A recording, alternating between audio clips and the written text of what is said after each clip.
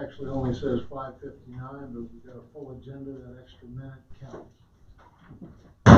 Call the Colorado City Metropolitan District Board of Directors Study Session to order. Welcome you all. Got way less attendance on Zoom tonight, but appreciate everybody taking their time to come to the meeting.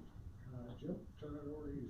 We have Commissioner Garrison Ortiz wants to address the board on the Colorado 2021-2024 blueprint. Garrison, if you want to come up. Sure, thank you. Do I sit here? Yeah, wherever you want. If you want to Wherever you stand or prefer. Okay, yeah, I like to stand. So I want to just thank you for your time. I'll try to be brief and try to get through this presentation rather quickly. I provided, I hope, enough hard copies on my way out of the office just now.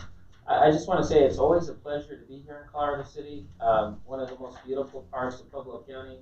I really enjoy it, and I'm just really happy to be out here tonight, so thanks for the time. I wanted to go over what I call the Pueblo County Blueprint. The reason it says 2021 to 2024 is because I've kind of laid out some major projects for my last term in office, so I'm pretty excited to be sworn in for my last and final term as a commissioner. So these are the goals. There's 3 projects. I've been out here once or twice with the sheriff. Pueblo County Jail is going to get done this coming year. Because of the location of the jail and the jail site, the Joe Martinez extension to connect the Pueblo Boulevard to Pueblo West is also a project to get done as well. And then I also have the Community Development Task Force. At a high level, what that is it's time to unify and streamline the business permitting processes countywide, all the metro districts, city and county. It's time to ensure that we are more business friendly. Mr. Ecker is on that task force as a representative for you. If there's someone else that you would like on that task force from the business community or from a development perspective, please let me know. So I'm going to cover this quickly, that way I can answer any questions that you may have.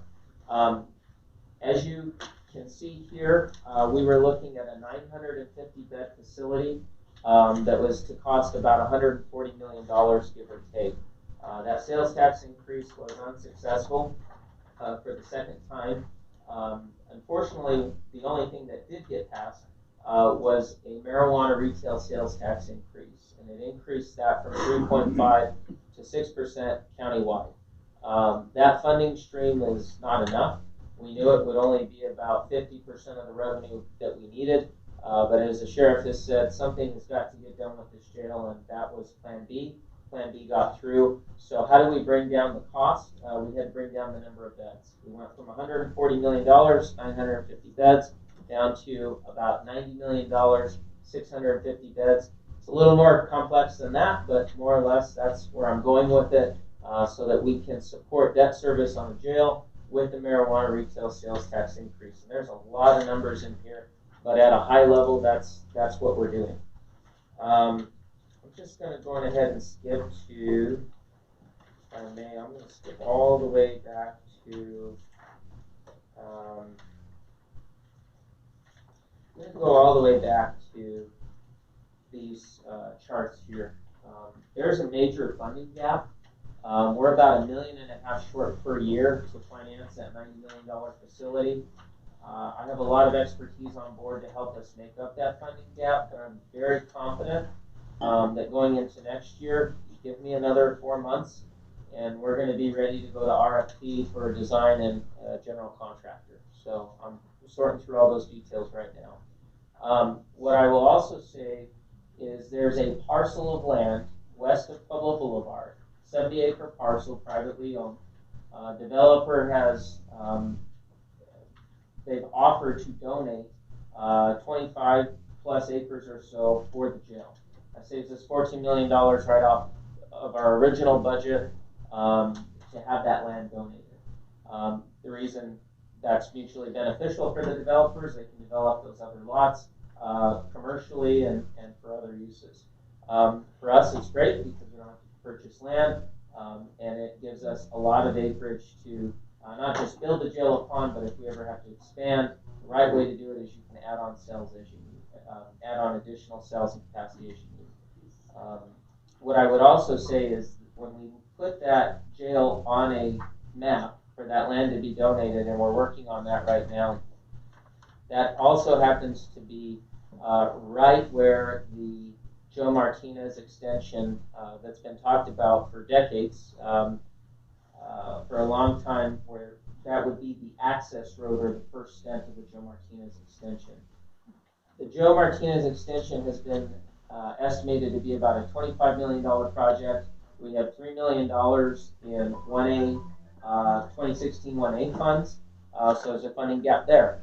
So what I'm doing is I'm bringing together a lot of technical and financial expertise to see if we can make that up through some various tools, TIP districts, things like that, and possibly punch through the Joe Martinez extension and the jail next year in one project. Those would be 2 to 3 year builds anyhow, but if we can get those initiated in 2021, that would be a pretty major step forward. The master plan at HACOG is that once that Joe Martinez extension connects Pueblo West, fastest growing area of Pueblo County, to the boulevard, that then that road could continue to downtown. So that would relieve a lot of traffic on I-25 and Highway 50 and allow you to traverse all the way from Pueblo West, spur a lot of economic development from there all the way to downtown. So 2 major projects, major funding gaps, but I'm pretty committed that I feel the jail will get done. Joe Martinez will be a lot harder, but I'm committed that we're gonna make it happen. And I will have a new board member coming on board to join me on the county commission. It'll be myself, Commissioner Wiseman, and Commissioner Effie Griego. I'm pretty humbled. My colleagues have elected me to be the chairman of the board for another 2 years, so I'm very excited for that. The last project I'll cover at a high level, and I like pictures. This is the Amazon warehouse in Colorado Springs. And I've talked a lot with the commissioners up there in El Paso County, and the reason I put this here is I believe, I could be wrong, but I think this is the largest building in the state of Colorado. I cannot even imagine the jobs, the utilities, I mean, everything that comes from this building in terms of economic development is huge. And I asked the question of the chairman of the BOCC there, you know, how did you get him here? Did you throw a lot of money at him? What package did you offer? What happened? And his answer to me was, they came because they knew they could get this project done at the budget that they had within a certain amount of time, and that we were going to help facilitate that we were business friendly. And you would laugh me out of town right now if I said that we were business friendly or we conducive to standing up building, because we're not. We're absolutely not.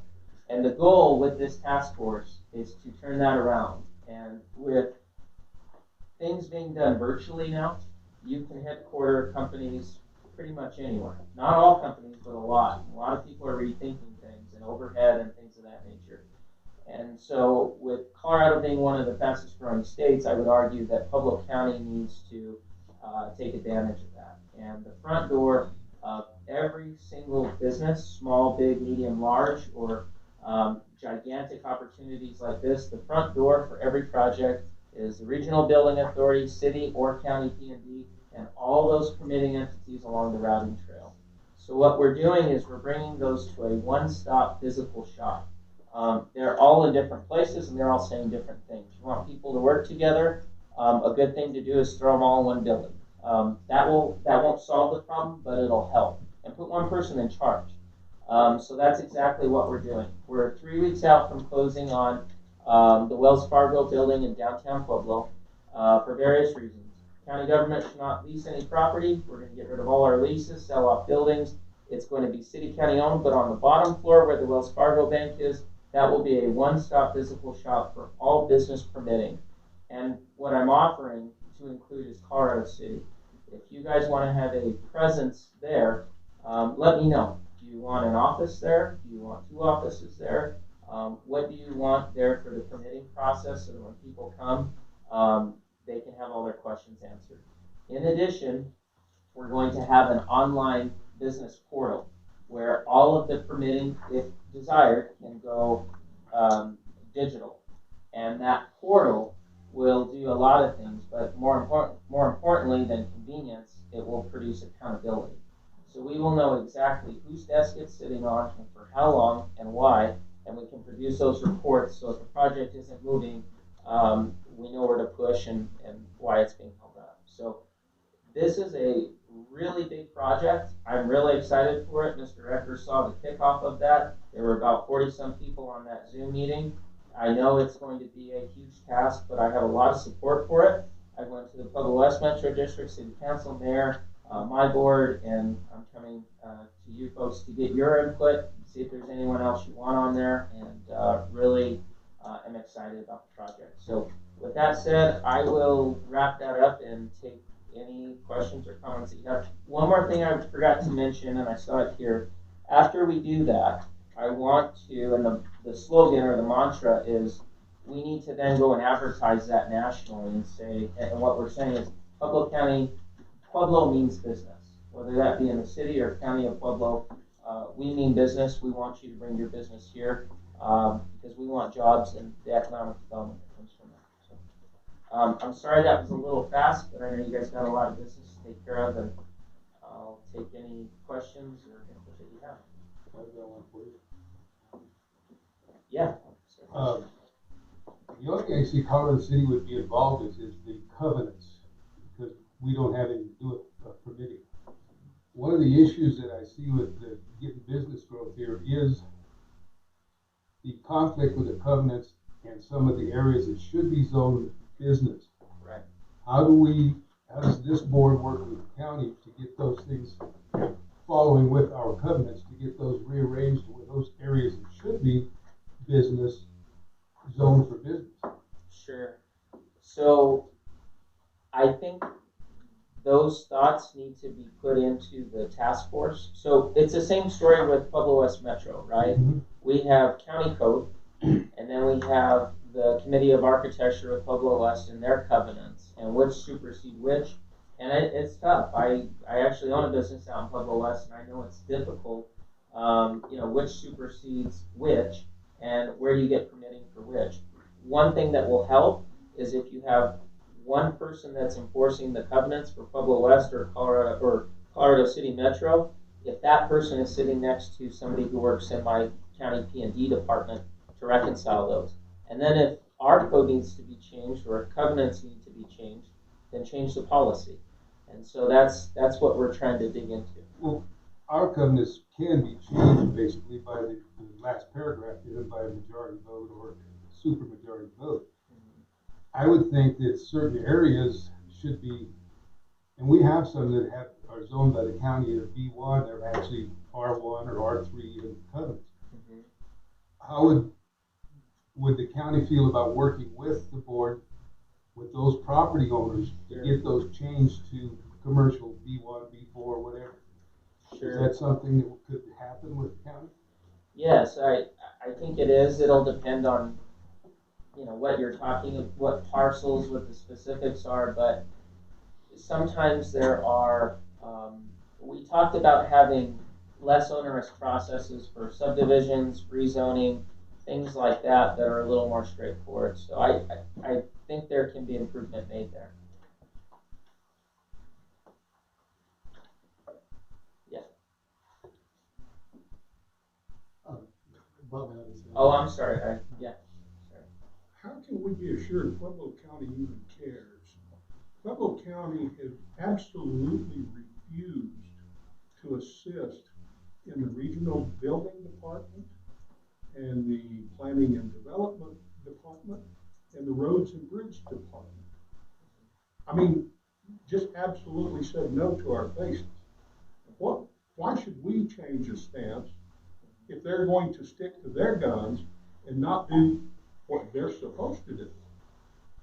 What is it that we can be supportive of? I'll give you a for instance. Sure. If you call and say, hey, regional building, where's your permit on this building? Oh, we don't care about that. But wait a minute. You're trying to tell everybody to get a permit, then when you call and tell them there's no permit on it, they won't even come out and investigate it, and if they do, they just drive off. When it comes to roads and bridges, you can't even get maintenance on some of these roads.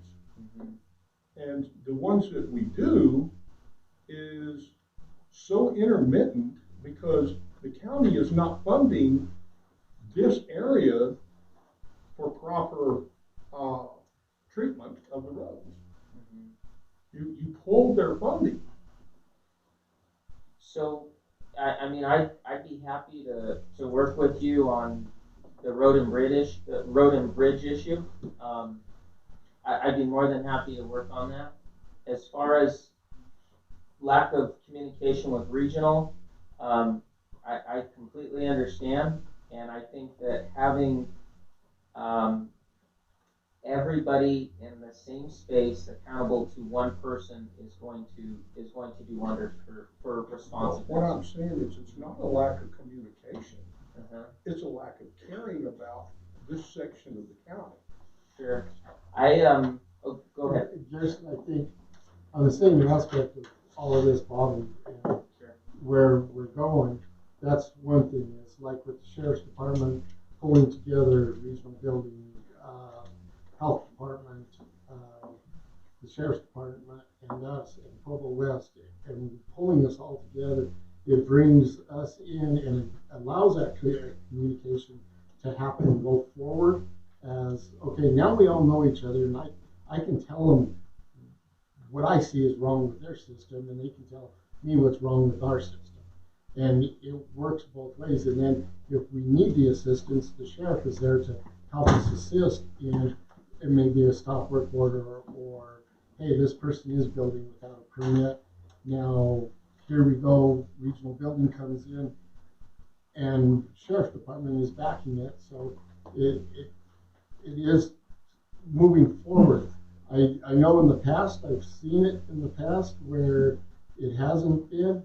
I understand even on Mr. Ellis's side, there's some people that think that this is the way the community was designed and it should stay that way, but yet everything evolves. There is times that if you have a business district, it's going to grow because of zoning regulations as it is. If it's contingent with a B1, that lot, you can change it to a B1 to be contingent, and that's going to happen.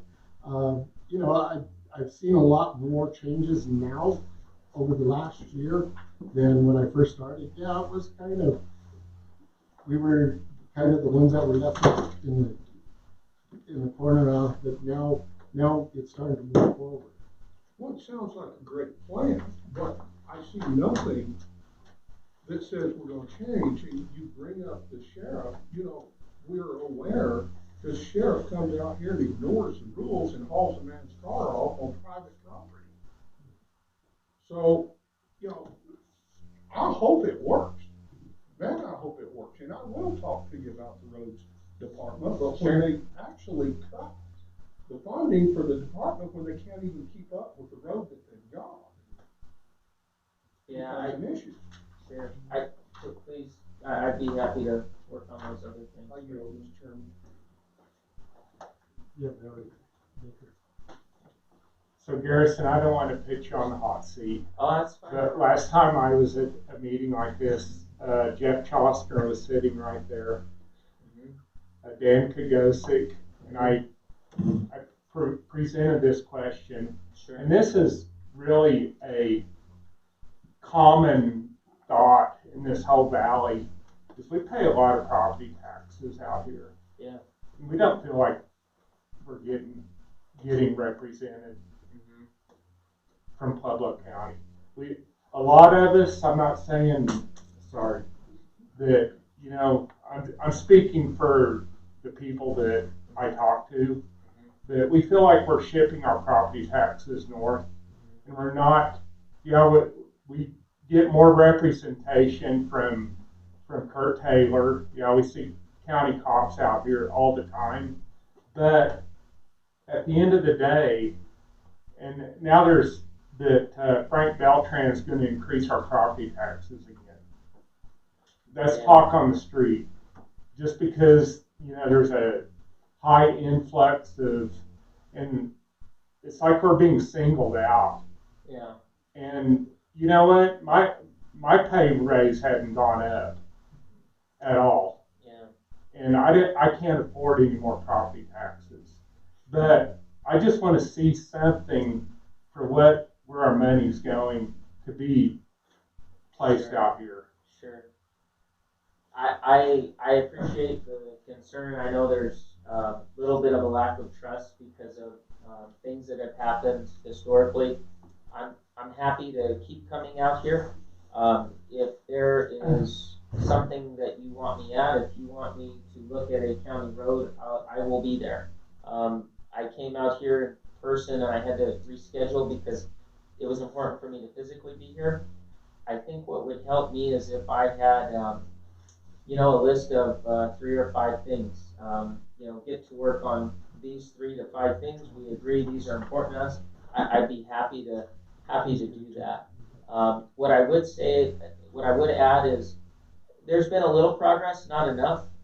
In some of the times that I've been out here, there's been a lot of questions about the LMLB board, the planning commission, a lot of how does government work? Why are those taxes being increased on property? Is that whose control is that within, right? Who appraises it? So I think there's been a little progress there. There's a lot more representation from people who live in Colorado City on some of our boards and really important boards, how money is spent. There's a lot more oversight, but we need to do more. My ask is if you can give me a list, call me, tell me what road you want me on, I'll be happy to do that. I will try to have you a list by next pay card. That would be I've helpful. asked for one now for a little while. Yeah, and I probably gotta go see you. We will, You I can will give get it it to to me. you. Yep. I have a quick question for you, sir. Yeah. So, having dealt with Pueblo Regional on a few projects of my own, Sure. I'm the first one to applaud you for trying to make this business friendly because we are not Right. business friendly. There's one reason why when you said you'd laugh, I started laughing because you're correct. Okay. When we get into that room, I don't know if I want to be on the committee or not, but I would love to be there to make some suggestions because the permitting process in this county is insane. Unless you have a lot of money and a lot of people to jump through the hoops that need to be jumped through, it's very difficult to get a commercial building built here. Yep. I agree. I will put you on there. We had the first round of focus groups or smaller groups today, and we have a big team that's taking note that they're going to change it. We will change it. So I'd be happy to put you on there. Okay. I'll have to get your contact information. I'll give it to you. That'd be good. Okay.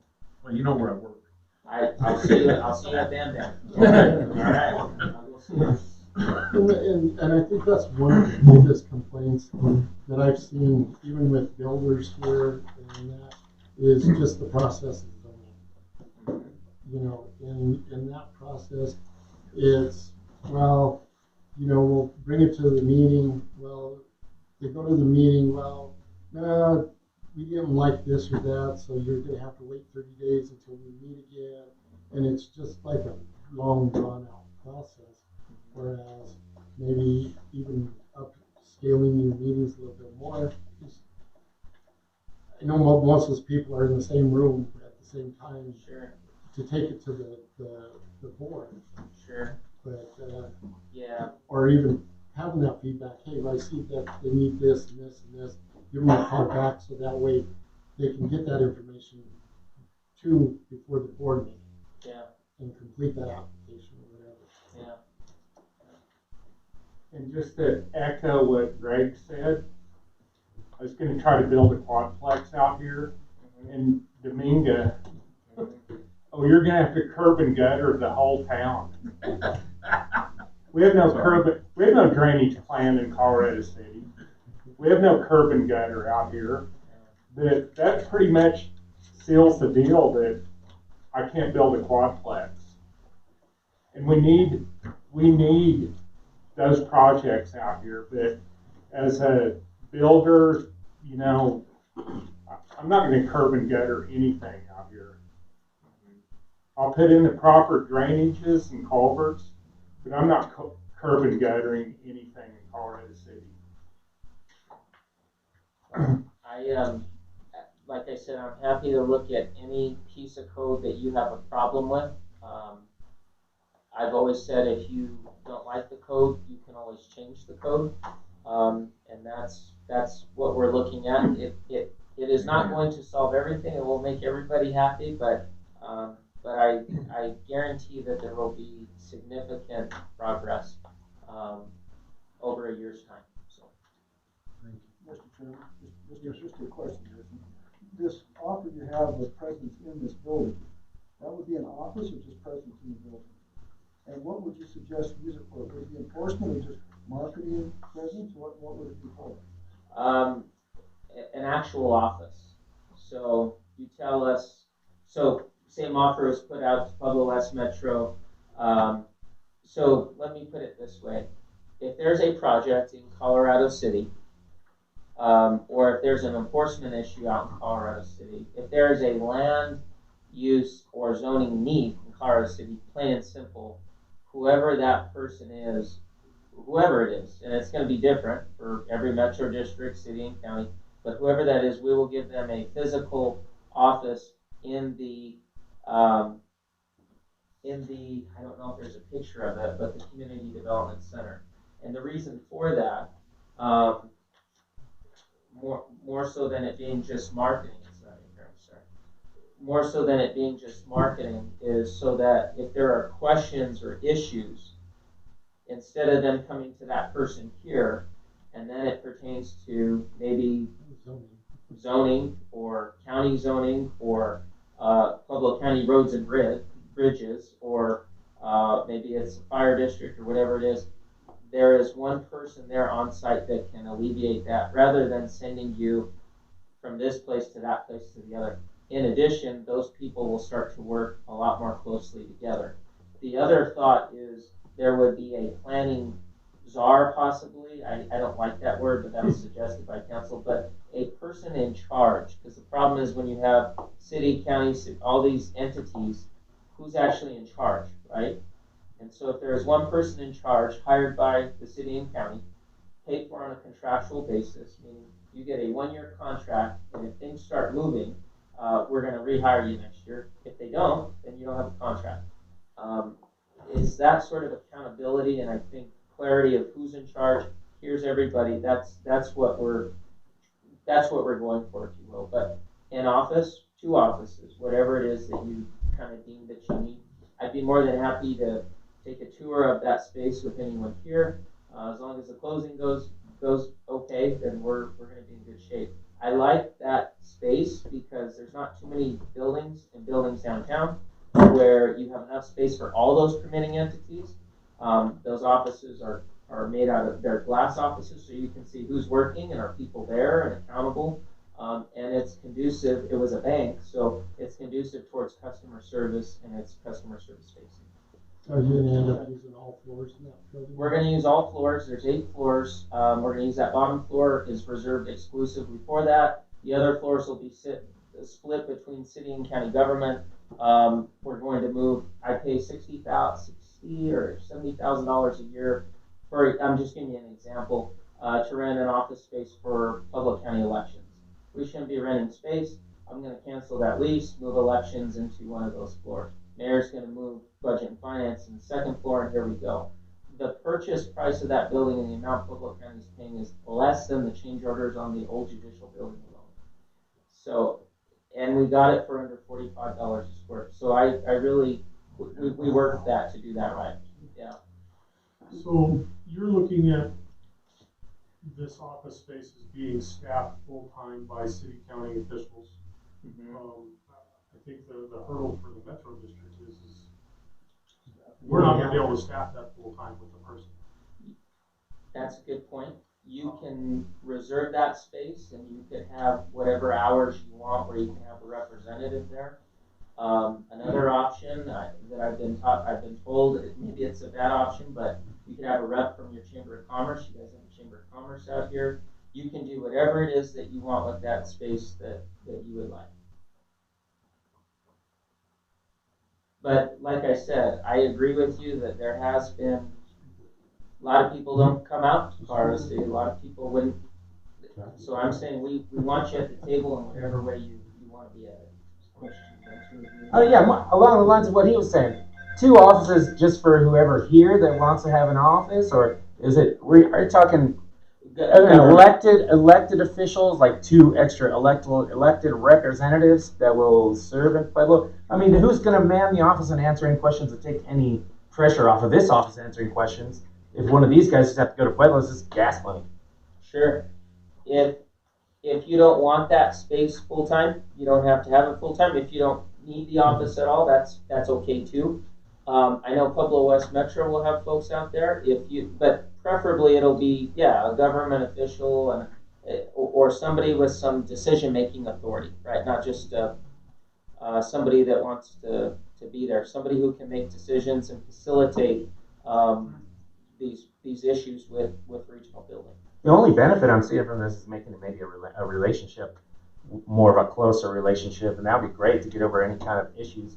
If these guys don't want to ask you for help because they think you're going to say no, maybe you'll have an office where one of these guys can, go around to the offices and say, hey, we need help. But otherwise, it's really having offices for these gentlemen here to take off pressure from calls on this office is not going to do anything. So I'll give you an example. It could be, there's a lot of benefits to it. An example is Pueblo West Metro District. There's people who enforce covenants, decipher the covenants. So when you have a business in Pueblo West, you got to go to COA or you got to go What about those hired employees? Those are hired employees. Those are people that are screened and know what they're talking about when you call. Like if I was to say, I'll go down to the office. Right. Can I go hang out in the office, guys? Yeah, I don't know about that. No, it's for decision makers and people that can push the ball forward. Right. I don't see how that could be really a volunteer position. No. I don't know the makeup of your. Well, that's the thing is with our structure right now, we're trying to get the CCAC Architecture Committee back up and running going forward. And we do get a lot of calls on a daily basis as to properties and whether we have water and sewer lines and AOSBs, RFP, and that kind of stuff, which that would be fantastic if I had somebody that just handled all that calls. But at this point in time, our budget doesn't allow it. Sure. But in the future, it might. It's just, it's great that you can, and if you could hold the office until we get to that. We can reserve a space, and as things evolve, I just want to make sure you have, that you're at the table with everybody else. Definitely. Yep. Okay. Anyone else? Thank you, Darcy. Thank you. I appreciate the time, and I just want to say in closing, I really care a lot about this area. My wife and I come out here a lot. We go to Three Sisters all the time. But I just, I got a couple years left in office, my last term. I'm not coming here because I'm done running. I won my last election, and so whatever you need from me, you'll get a lot of work out of me. Call me, let me know. I'll be here. So I appreciate your time. Thanks. I thought you were running for governor. Nope. I'm done. I was going to vote for you. I'm done. Thanks for having me. Thanks. Hey, Garrison. Garrison. Go ahead, Jim. Just Okay, next on the deal, I was hoping to have somewhat of a well update. I called Richard, the guy that looked at the well yesterday morning, and I called him again today. He's out of the office, probably working on another one. So as soon as I know anything, I can email you guys as to what he's found out or whatever. Richard, you haven't talked to him? So I have talked to Richard. We are currently, I got got some info that we've been researching on the current installation of the packer that's in there for the pig. I did get that information and off to Richard so that they can make the assessment on how to remove it. There is the liability issue of removing this packer on a flowing well and having issues immediately and not having parts and pieces here and everything going. It's a very strategic approach to getting this well back online. It's not a simple, my well's not pumping, my nose not working, we just need to drop a new pump in it and piping, we're off and running. This is a high capacity flowing well that if they remove the pig and we're flowing water, it becomes very difficult for them to do other things with that water flowing. So they're taking a cautious approach, as well as I've been talking with Tom Day, which is Colorado Water Well, who did 18-hole well. These two companies work together on a lot of bigger projects, and they are both going to throw numbers at us for the final tally on to get this thing up and running as is, or option B if we need to cap it and drop one beside it, and the costs involved. So about 4:30 this afternoon is got some information we've been hunting for, and I got to back off the business.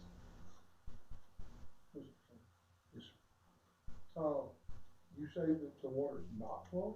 No, it is. This is a high capacity No. flowing well. Let me rephrase that. We heard from the manager a week or two ago that, a few weeks ago, that you have been allowing water to flow to gauge what's going on. Now, Yes. have you pulled the plug or not pulled the plug? Okay, so the status of the plug that's in there is 21 feet down, and it's inflated. It's supposed to be holding all the water back. It currently isn't. It's probably, by their estimates, holding 90 to 95% of the water back. So the water that is flowing out is getting by the packer. So number one, there's an issue with the current packer.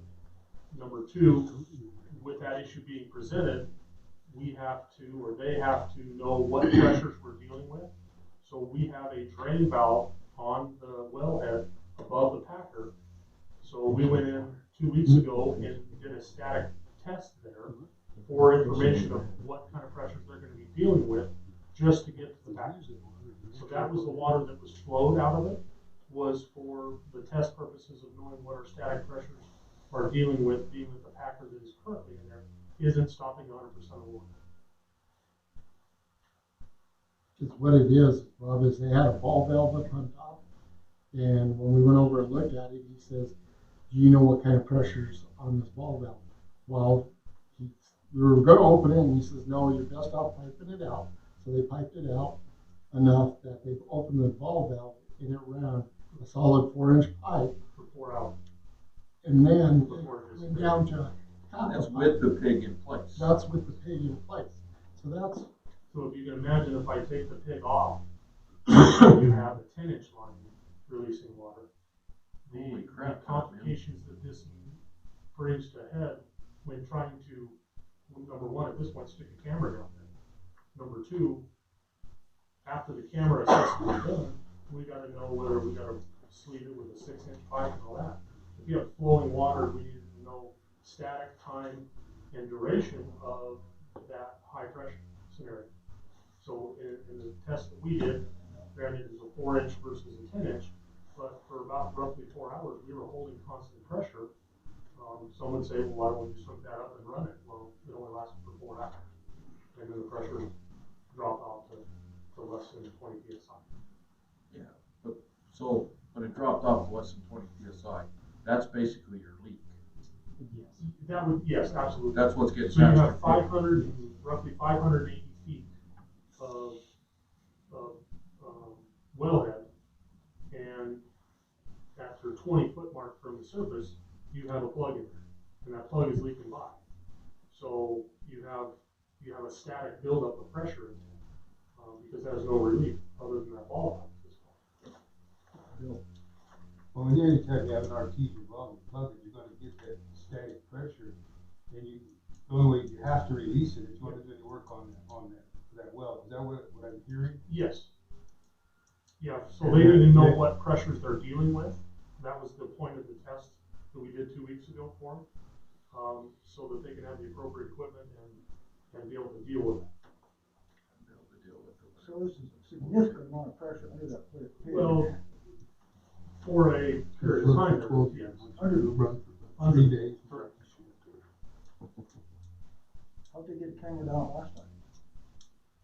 Well, I believe, I wasn't here present. From what I've seen in the video, they were still dealing with flowing pressure, but my assumption would be at this point is that they bled off that pressure and was able to force a camera down with the drill rig. The way that went now, we opened it up, water was flowing, we set up a camera rig, they put a weight on the camera. Through the Alright. pressure. So they pushed it through the pressure. Yeah, and then that's how we videoed it. But at all that time, we had a 10-inch pipe running water.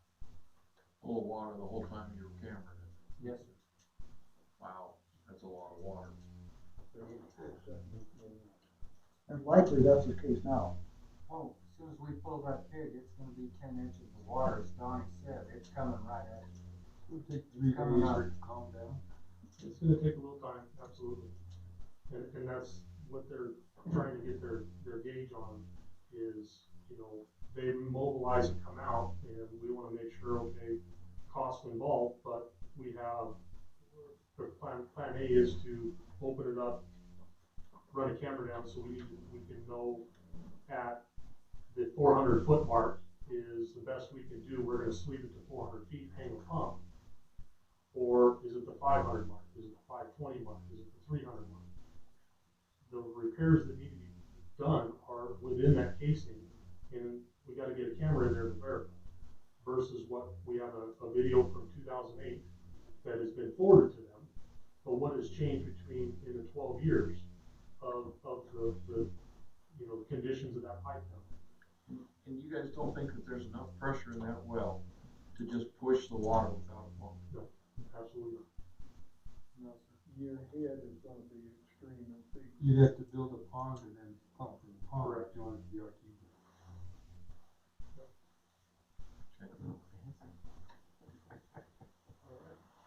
Okay, number 3.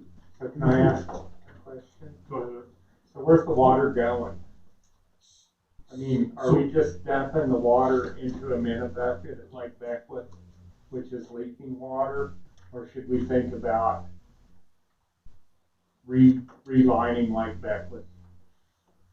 When I So, lived here in '74, they totally drained like Beckwith and realigned it, and now the lake is full of silt again. And I think that the concern is back in '74 we had water flowing down Greenhorn Creek 24/7, and the concern is now is if they were to drain Lake Beckwith, dredge it, realign the dam, I don't think we have the water to fill it back up unless we dedicate Lake Beckwith to a strictly water drinking facility, no fishing, or community use. I don't know, we have, I can't think of the engineering firm at the moment. RJH to make the assessment. We have some, through dam inspections that are done monthly. They don't have that concern at this point of a leak at the dam. And typically the flows that we see below the dam are historically, on average, for the seepage of a dam. Every dam seeps, a reservoir, any of them. And those measurements that we take monthly through piezometer and state water commissioner, nothing is raised an alarm to that, but we do have RHH that has recommended a couple upgrades to the dam. None of them have included at this point a dredge and reseal with bentonite or clay or whatever. And that's part of that 5-year plan is we have to have the dam survey first, which looking at it is about $120,000. We've got 50,000 that we're looking to get from Conservancy District. I've talked to DOLA. We're looking at an administrative grant there, and then we match whatever to get it up to that, to get the survey done. What I'm looking at with the survey is not only Lake Beckwith, but also going into a second dam too. I want to see what it's going to cost for one, or if we do both. Because if we're going to be dredging Lake Beckwith, what are we going to do with that dirt?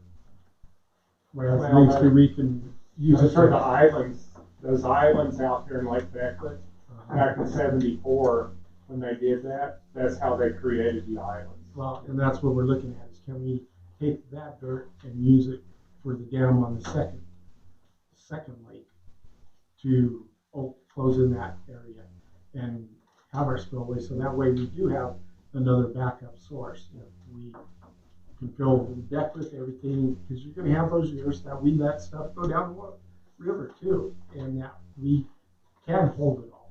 So, that's part of the goal.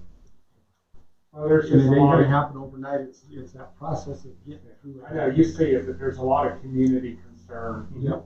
out here about future water. Yep. And I feel like there's a lot of demand on our water, and we haven't done anything in 20 years to create more And I water agree with storage.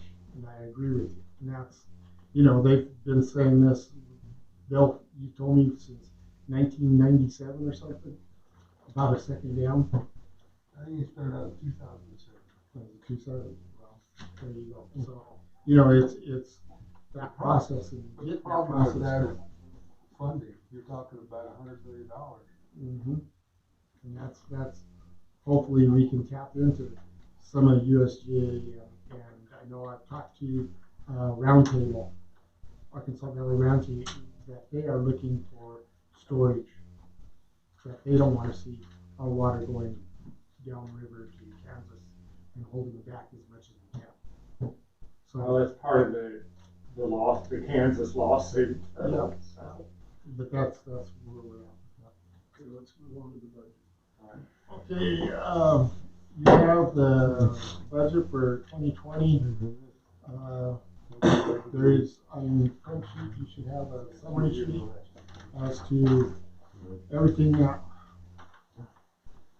on the government side, and then as for our enterprise side. Jim, I have a correction to make on the enterprise side. I can send out a corrected copy, but basically, high level, our government side, which is your admin, recreation center, swimming pool, parks and rec, roads and golf course, that budget is at 1.2 million total. The enterprise side, which is water enterprise, sewer enterprise, property enterprise, and the conservation trust is at 2.2 million.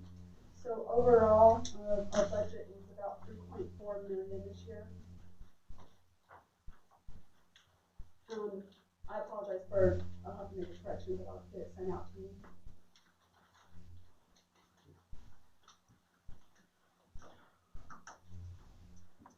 Any discussion on the budget? I do. Go ahead, sir. I have a question for you. I've talked with Jim a couple of times about it, but I'd like to hear your input on this.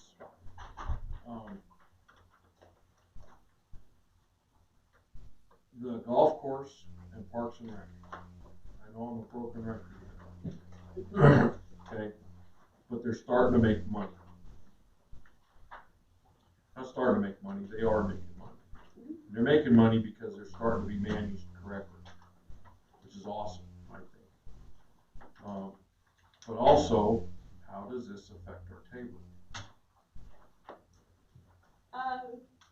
For 2019, if you look at 2019, which our revenue was much lower at the golf course, I'm not sure offhand how it compares on the Parks and Rec side by the campground. But we're taking about a, $35,000 hit on our property taxes because of Tabor. overall on the government side for this year. So our taxes, property taxes that came in this year were much higher than 2020's budget, but we have to slice off like 35,000 because of that. Because of that. And that is Okay. last year's number. This year's even gonna be worse. That's correct. So I realize what the city manager's telling me and everything. What I'd like to know is your personal opinion. I'm not trying to put you on the spot here.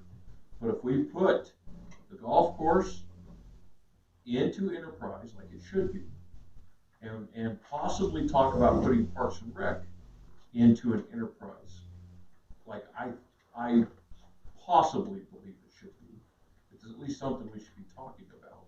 Will that help us? I personally would like to see a history of it making money, and we have not seen that for, I'm not sure how long it's been a while. Now, this year is different. Is it due to, in my opinion, partially COVID? Is there are activities that people normally do, like go to their kids' games, go to movies that they couldn't do this summer, so are they golfing here? Other golf courses are seeing an increase also. I think it came out in the paper, there was a golf course in Pueblo that had record number of profits like we did. Whether it may be a combination of management and the COVID piece, I think we would need to see another year at least to make sure we are profitable. I'd like to see a trend before we commit. But that other year though, once again, it's gonna bite us in the rear when it comes to Tabor. Right, and I think if you look back, I've been talking about Tabor since right after I got here. And we were close. We did pass, election ballot item to help us with grants. But in my opinion, we really need to fully see Tabor and really get the community engaged on how they benefit. It's not going to raise their taxes. They could potentially get a refund. It's going to be minimal. Or would you like to see the improvements in your community using that money where you could spend time at, a better Parks and Rec area, or more money put there to benefit the community? Okay, but, and maybe I'm mistaken here. Once again, if we put them into enterprise, then we can take the money that those enterprises use or make and put it into the community, put it back into that enterprise. We don't have to go to the voters. We don't have to de-Tabor, because here's my problem as a board member with de-Tabor. Okay, I know who's in charge right now, and I know you guys are responsible with money. I don't know who's going to be in charge in 10 years from now, and I don't know whether they're going to be like our previous administration. Okay, so de-Taboring to me anyway, is got a whole lot of bad consequences that could happen down the line. Where if we just put these into enterprise, we solve our problem. So if we put them in enterprise and they're not profitable, what happens? We can still, same thing, because we can still fund them, I believe, up to 10%, correct? But you also, by entering into the enterprise, you take the revenue source away, so your taxes. Because that's gonna lower your taxes all the way across. You aren't gonna get the same amount of taxes if you take them out of the mix. Right now, we're putting almost $100,000 a year into Parks and Rec piece of property tax. Well, not putting the whole Parks and Rec into an enterprise. Just the campground. Just the campgrounds into an enterprise. I'm not talking about the entire Parks and Rec. If I was looking at something, it would be the campgrounds, because campgrounds is making money. We put it into an enterprise separate from the rest of Parks and Rec. We put the golf course in enterprise where it was forever until they schemed it out of enterprise. Okay? And they make money. And they can put that money back into, because why are we, just my personal opinion again, why are we playing games? I mean, I would never do this with my business, ever would I do this with my business. I don't take money out of my business and take it to my house. If it's my business money, now I pay myself a salary. But if it's my business money, it goes back into my business. Okay, it upgrades things in my business. And we can do that when it's in enterprise, if I'm not mistaken. If the golf course makes $100,000 profit that year, then we can take that $100,000 and we can put it back into the golf course. Yeah, it's like the water sewer enterprises, and that's what we do with that money, it goes right back in. I'd like to just, talk with the auditors to make sure that I'm clear on what happens if we do not make money in an enterprise. We have 3 years of not making money. Chairman? Yes, sir?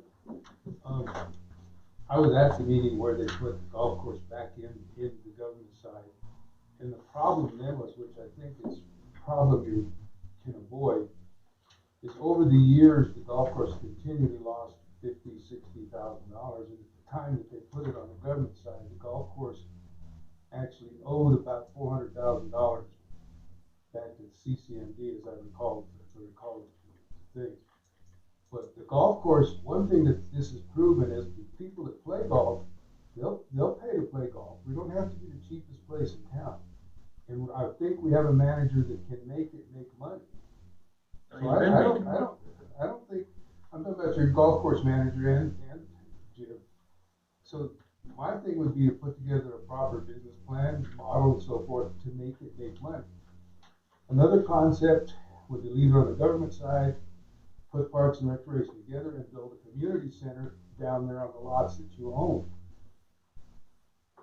And bring it all together, and you'll be driving traffic, and you'll drive money up. You'll find it and Parks and Rec will pay for themselves.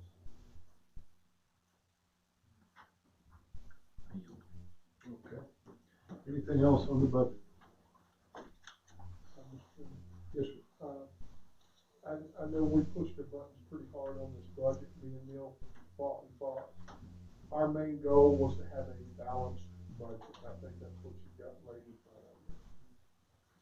You'll have one more look at it before we have the public hearing on it.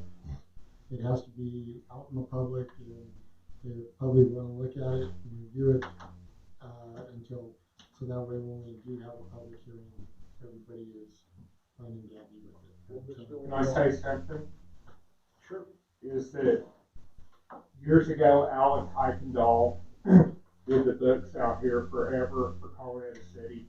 And there was always taking, what's that term, Peter to pay Paul.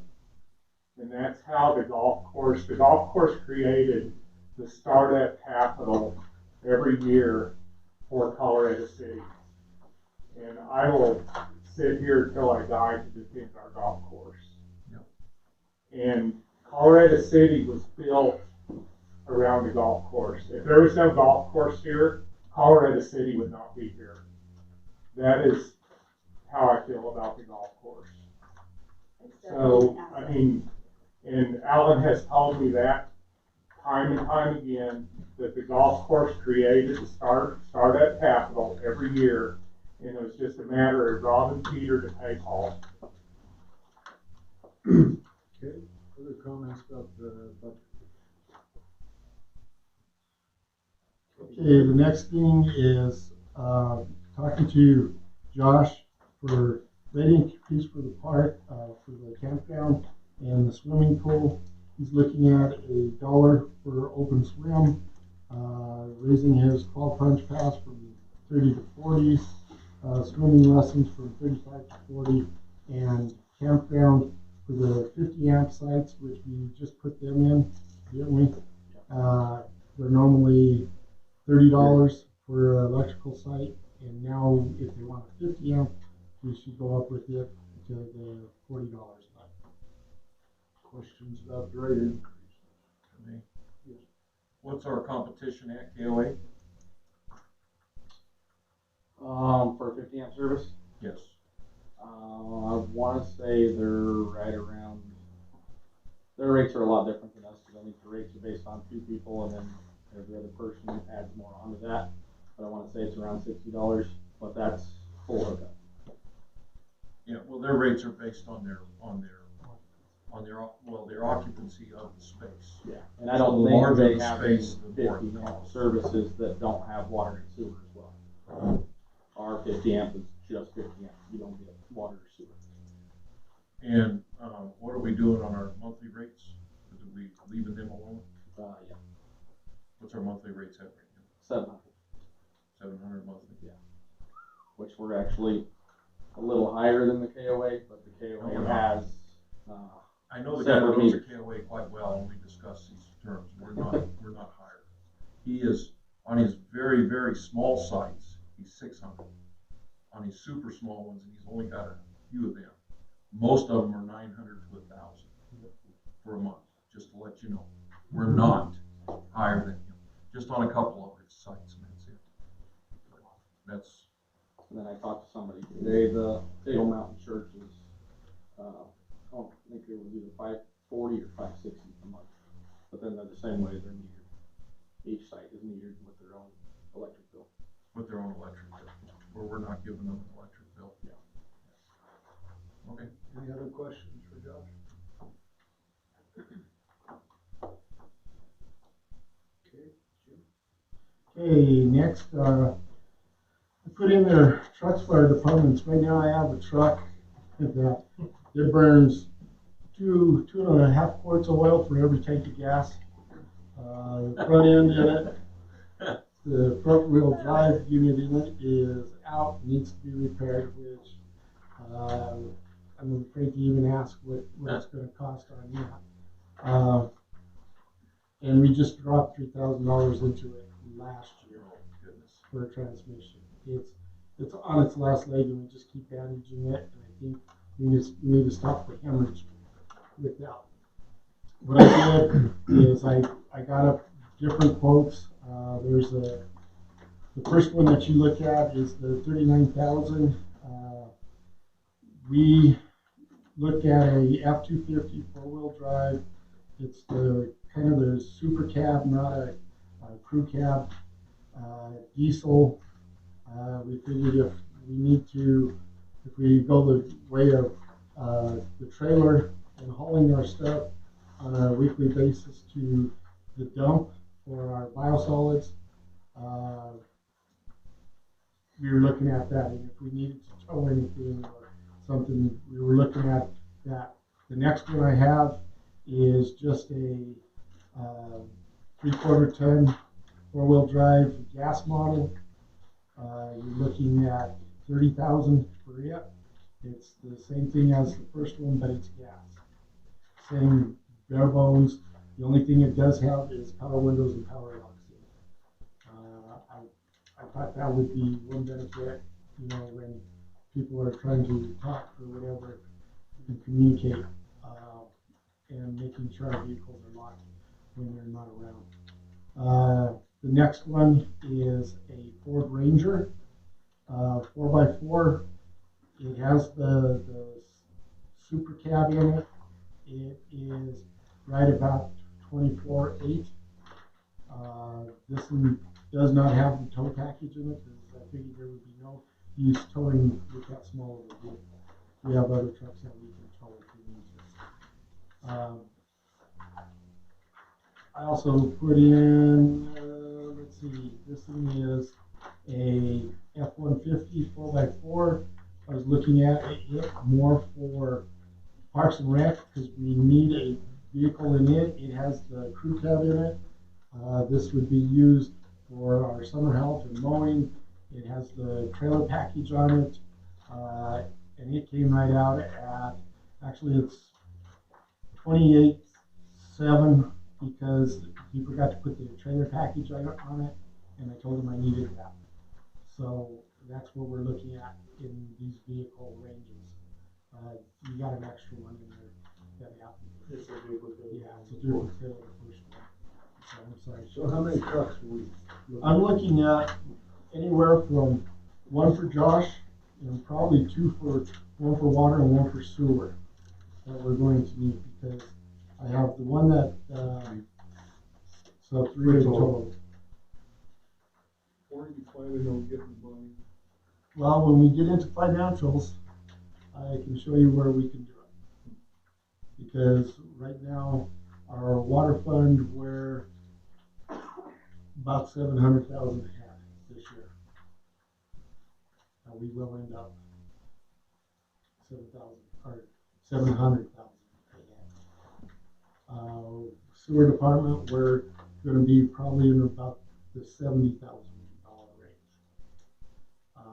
So That's where I was looking as the Ranger, we can use it in the sewer department. The F-150 gas, we can replace Gary's truck, which his has, how many miles on it, Gary? Just right at 200,000. 200,000. And if you sat in it, he rides around corners a lot. Which I know we can put a new seat in it and continue to use it. But for the guys that are running samples back and forth to Denver or back and forth to Pueblo, I would like to use these trucks for that aspect too. So,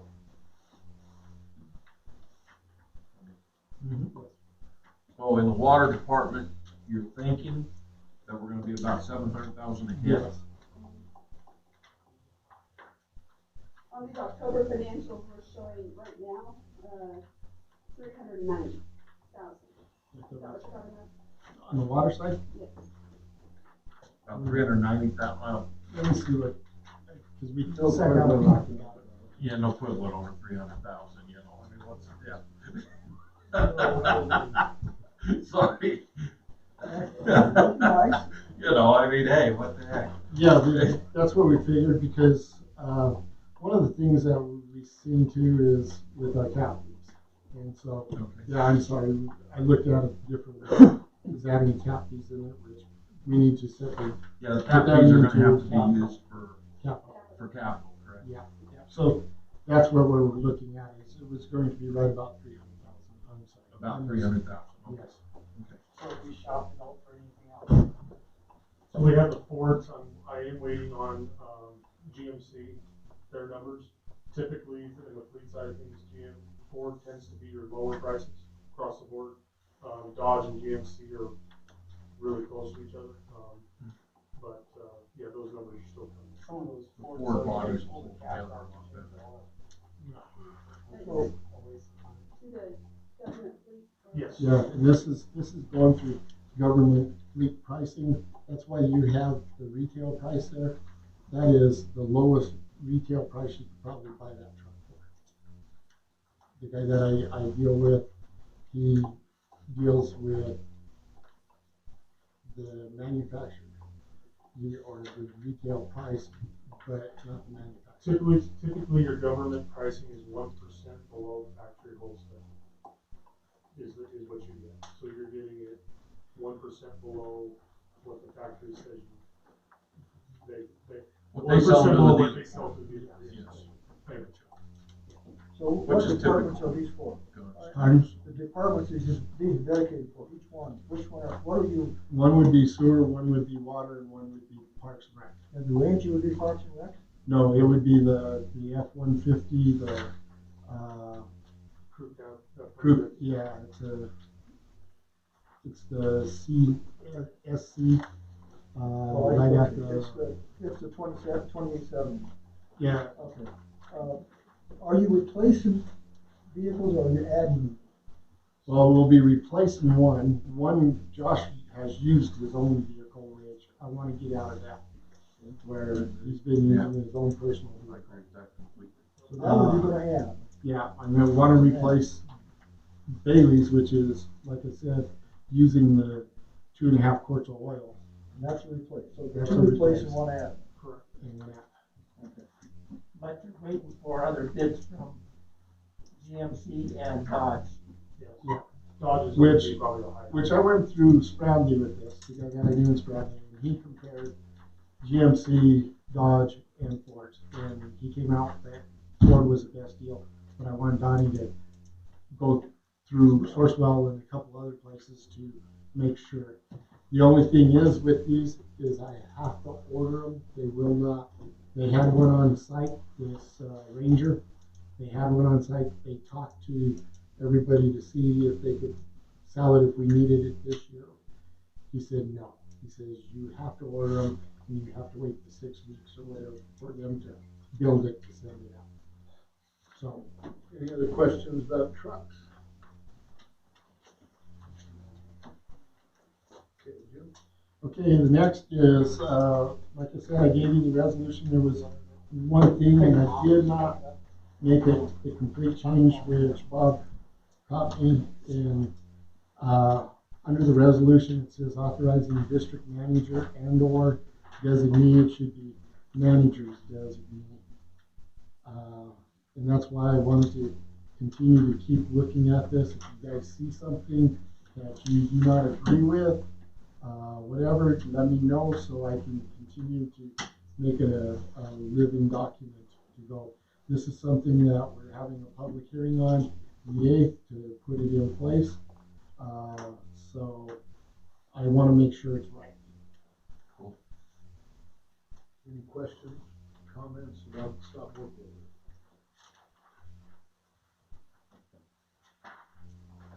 Good. Okay, the next, we had that meeting last week, the special meeting. I know there was a question that was asked to the board and it was not able to be answered.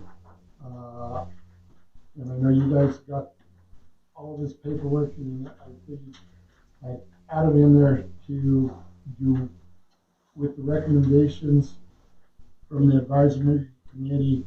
Where do we want to go with it, or do we just want to say this is our decision, we're standing by it, and that's it?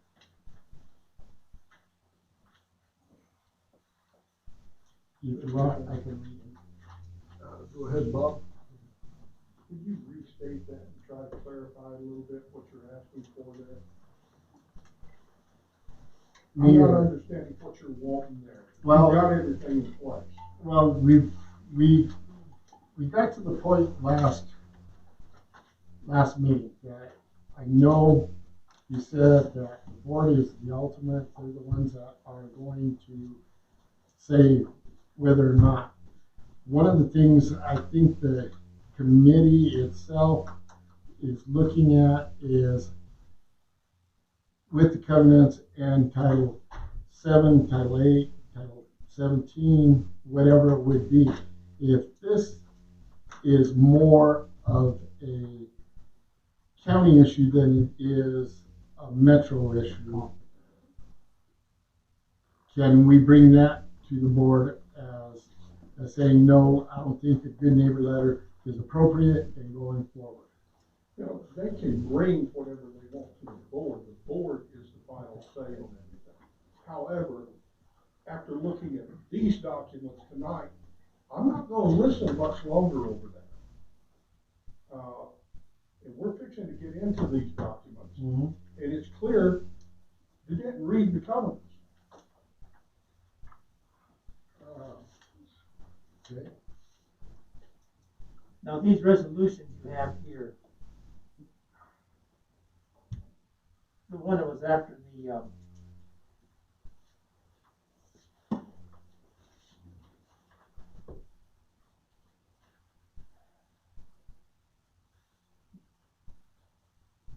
architectural review, what's the second one on the, I think the advisory committee needs from the board those 3 steps, actions we need from the board, so they have some direction what they need to do.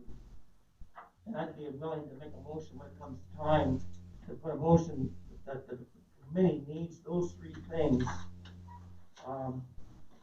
Because once they give it to us, once they give us a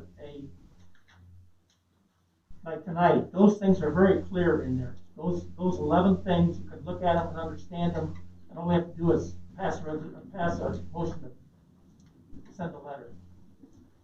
But I think what they're asking for, they need to know what they do, and I think it's not the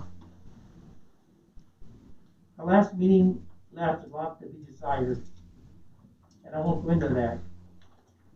And I think they do not want to repeat that situation again. And I think they just want some guidance, and I think this tells me, it gives them some direction to sort through things themselves, because they have a lot of sorting to do. And I mean, I read all these, that makes sense. It makes sense.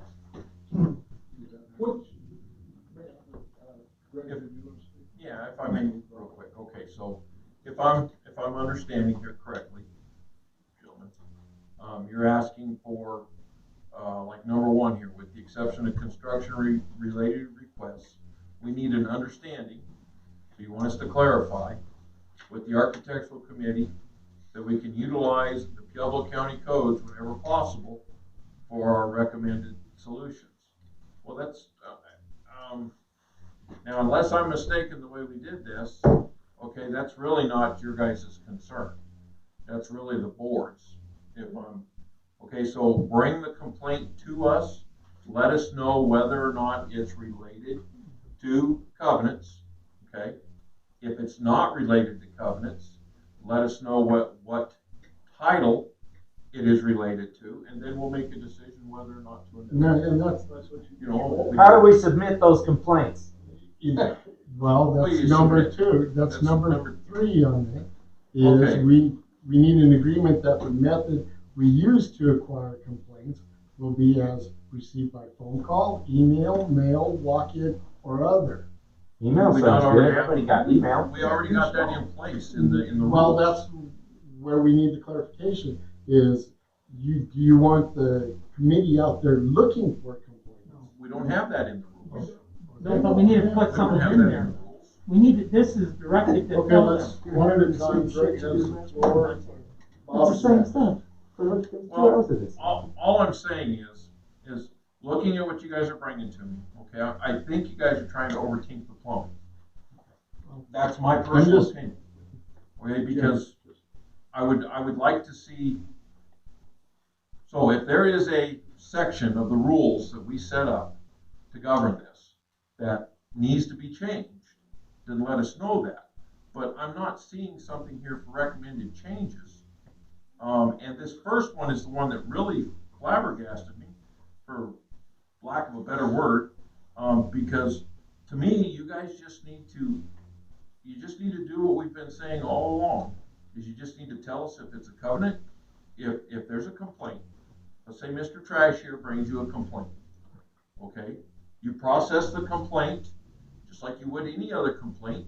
You look it up in covenants, you see whether or not covenants apply. If covenants don't apply, is there a county reg that applies? And then you put it before the board with your recommendation. And then we act on it. Just a minute, Bob, then Neil. Mr. Collins is exactly right. That's the way we set it up. It is a review committee. You review the complaint and hand it off. It's just that simple. We have gotten way beyond that. We wrote in how you can complain, hand it to Karen, hand it to the manager, drop it in the drop box. It's all there. Mm-hmm.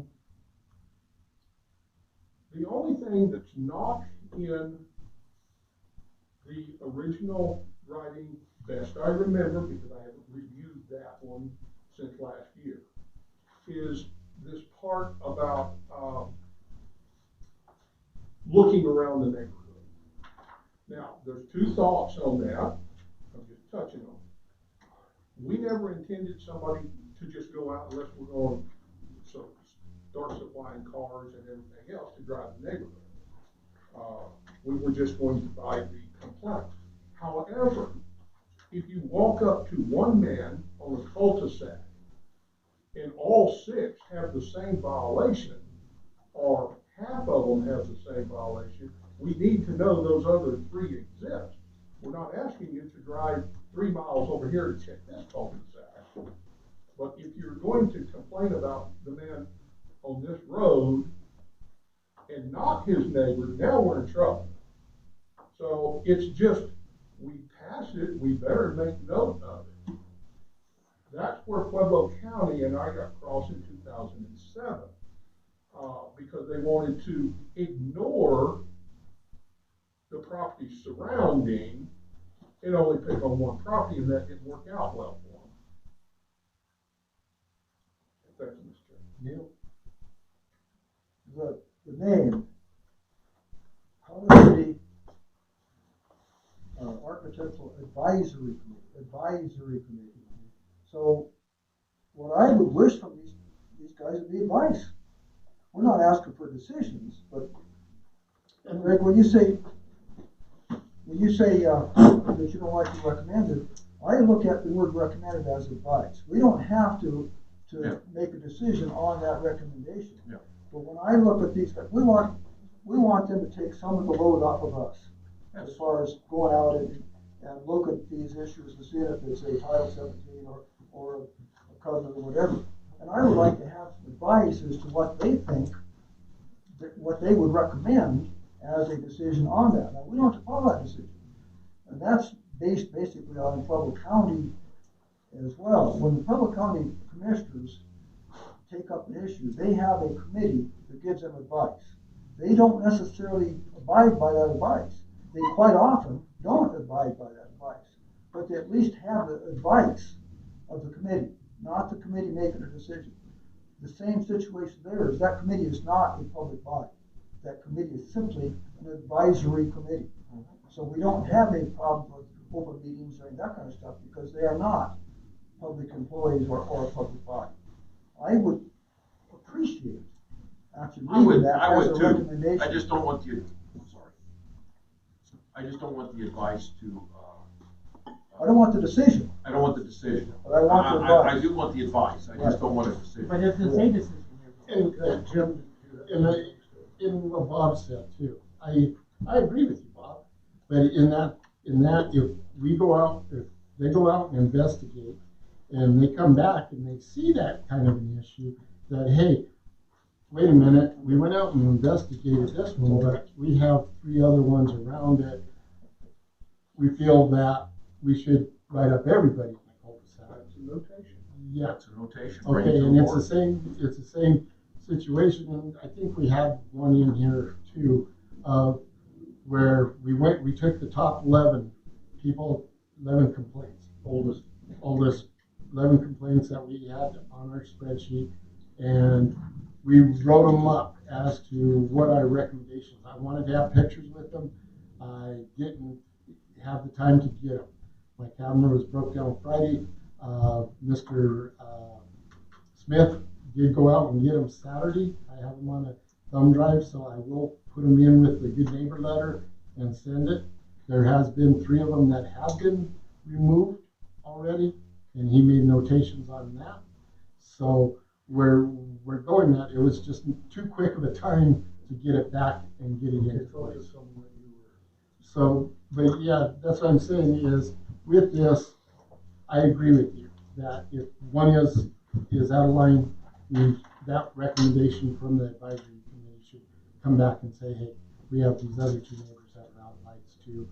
Our recommendation is you send them a letter. So. Okay, and I would like to chime in here. I see absolutely nothing wrong with any of those 3. I'm, everything tonight about the trucks, I depended on other people to provide me with information about them. I'm willing to sell my truck for any of those prices, but Larry has spent, I don't know about the rest of the board, but 200 or 300 or 400 hours researching this stuff, and I value what he has learned. Doesn't mean that I'm going to agree with him on everything, and I think that I can make those decisions. I think if it is a positive to the board to have these 3 statements, I can't see anything wrong with any of them, but we can certainly amend them if they need to be. I see nothing wrong with that. What I don't want to do is be so judgmental. I believe I know 2 of the 3 people is it 3, Larry, on the committee? I know 2 of the 3, and right now, the last thing I want in the world is to nitpick them to death, and we're back to where we started with nothing. And I'm going to do my best not to allow that to happen. If this is a positive thing, I don't see any negatives, but I'm just 1 out of 5 votes. But I see nothing wrong with any of this. That's my personal opinion. Anybody else have any comments? Oh, you can, Bob, go ahead. Eric, okay. Eric. The only negative I see is when you have to go hire an attorney to enforce it. We don't have to. We Yeah, have I that mean, choice as a at board 250 or to 350. decide what to But do. what is, when I was in high school, I used to get my butt swapped. What I get 34 slots in the high school bells. And what is the enforcement? You can send letters. Eric, if you want perfect adherence to the covenants, it's not gonna happen. I know. Jim just said 2 seconds ago that 3 of the people of this first 11 have already changed. So if we get 9 out of 11, or 8 out of 11, or 10 out of 11, and don't spend anything other than a postage stamp and some time, is that a good return of what Well, we're doing? therefore you can't cherry pick the I didn't say we were cherry picking. I said if we get 8 or 9 out of 11, is that a good return? Well, Yes, sir. Can we start with the small stuff? There's a lot of small stuff that doesn't require a lawyer, wouldn't require too much of a gasoline Most of for it a truck to doesn't. drive. You could drive 5 minutes. I mean, for example, on Blue Spruce, we got a trailer. It's flat as this table and a couple of commodes just on top. Now, I wish for Christmas you guys would give me a blank lot instead of that. There's got to be something. I can't go. There's no neighbor to even talk to about it. I don't know where they are. I mean, but if you go after that one, I get your point. You got to go after the guy next door that has the pallet fence that's flopping down. But you can do that too. It's easy. Doesn't require a lawyer. Exactly. You just go there. I can't do anything. I agree totally. So, I mean, are you guys ready to enforce some small stuff? How can I submit these complaints? You can submit a complaint here at this office anytime you want. Bill. The previous CCACC board did enforce, and it wasn't costly. They used small claims court, and I believe the 1 or 2 or 3 they took, they got judgments, and lo and behold, all the neighbors started cleaning up. Yeah, I agree with The that. small claims court. Yeah. That's the thing. As soon as you you bust one person, everybody else is, oh, well, we don't want that fine. Exactly. Make it $500. I don't care. Make them clean up. See, that's what we're trying to do. And every time we mention the C word, we get lost in the forest by insignificant, irrelevant things when the relevant thing is to help clean Colorado City. Yes. And we're not ever going to get that done if we wait until everybody is in agreement of exactly how it should be done. And that's why, we're talking about 3 things that, to me, if I read these in any board I wasn't on, I would go, so what? So why can't we install these 3 things? But we want to nitpick. Yes, sir. Turn it over to you. Thank you. We don't need You're to next, install these 3 things because they're already in what we've got. You're trying to add to it. We have a section that says what we will do. It says they will bring their recommendation. I don't care what recommendation they bring. Our rules say bring a recommendation. And it actually says if you don't agree, bring a recommendation from every one of them. Okay. So there is no need to add to the rules something that's already in the rules. And you wrote the rules, right? Yeah. Okay. But I'm just saying, you can change that. But what I'm saying is, last week at the special meeting, if I'd have been them, I'd have resigned on the spot. And you They may were- have to deny. They were, well, hopefully not, because we're gonna do things a little different tonight. But they caught, how big of paychecks have you taken home for this so far, Larry? $3.50. And that proves my point, okay? If all of these things are covered by the existing, great. But Larry? they're I covered wasn't by- asking you for a resolution. What I was asking you for is just an informal understanding. And the Gotcha. reason was that so many times we submit things, it needs to get kicked back. Because we're trying to find out where our common ground is. If I may. You may. Larry, I just want to ask you real quick. Because I'm not sure what you're asking for, is what I'm asking, okay? When I said earlier, I think you're trying to overtake the plumbing, I just don't understand what you're asking me for, because I thought everything was already in there. I think the second thing on there is a business judgment rule. Is that correct? I don't have a copy of that. Yeah. Our attorney suggested that we have the board pass that. And that was in the letter that came. So if it doesn't fall under county rules, and it doesn't fall under covenants, It's business judgment. well, if it doesn't fall under county rules and it doesn't fall under covenants, as far as I know, we can't do nothing about it. Freedom. It's freedom, I mean, we can't do anything about it. You can do everything about it because you don't have to have a covenant. And if you do have a covenant, you don't have to enforce it.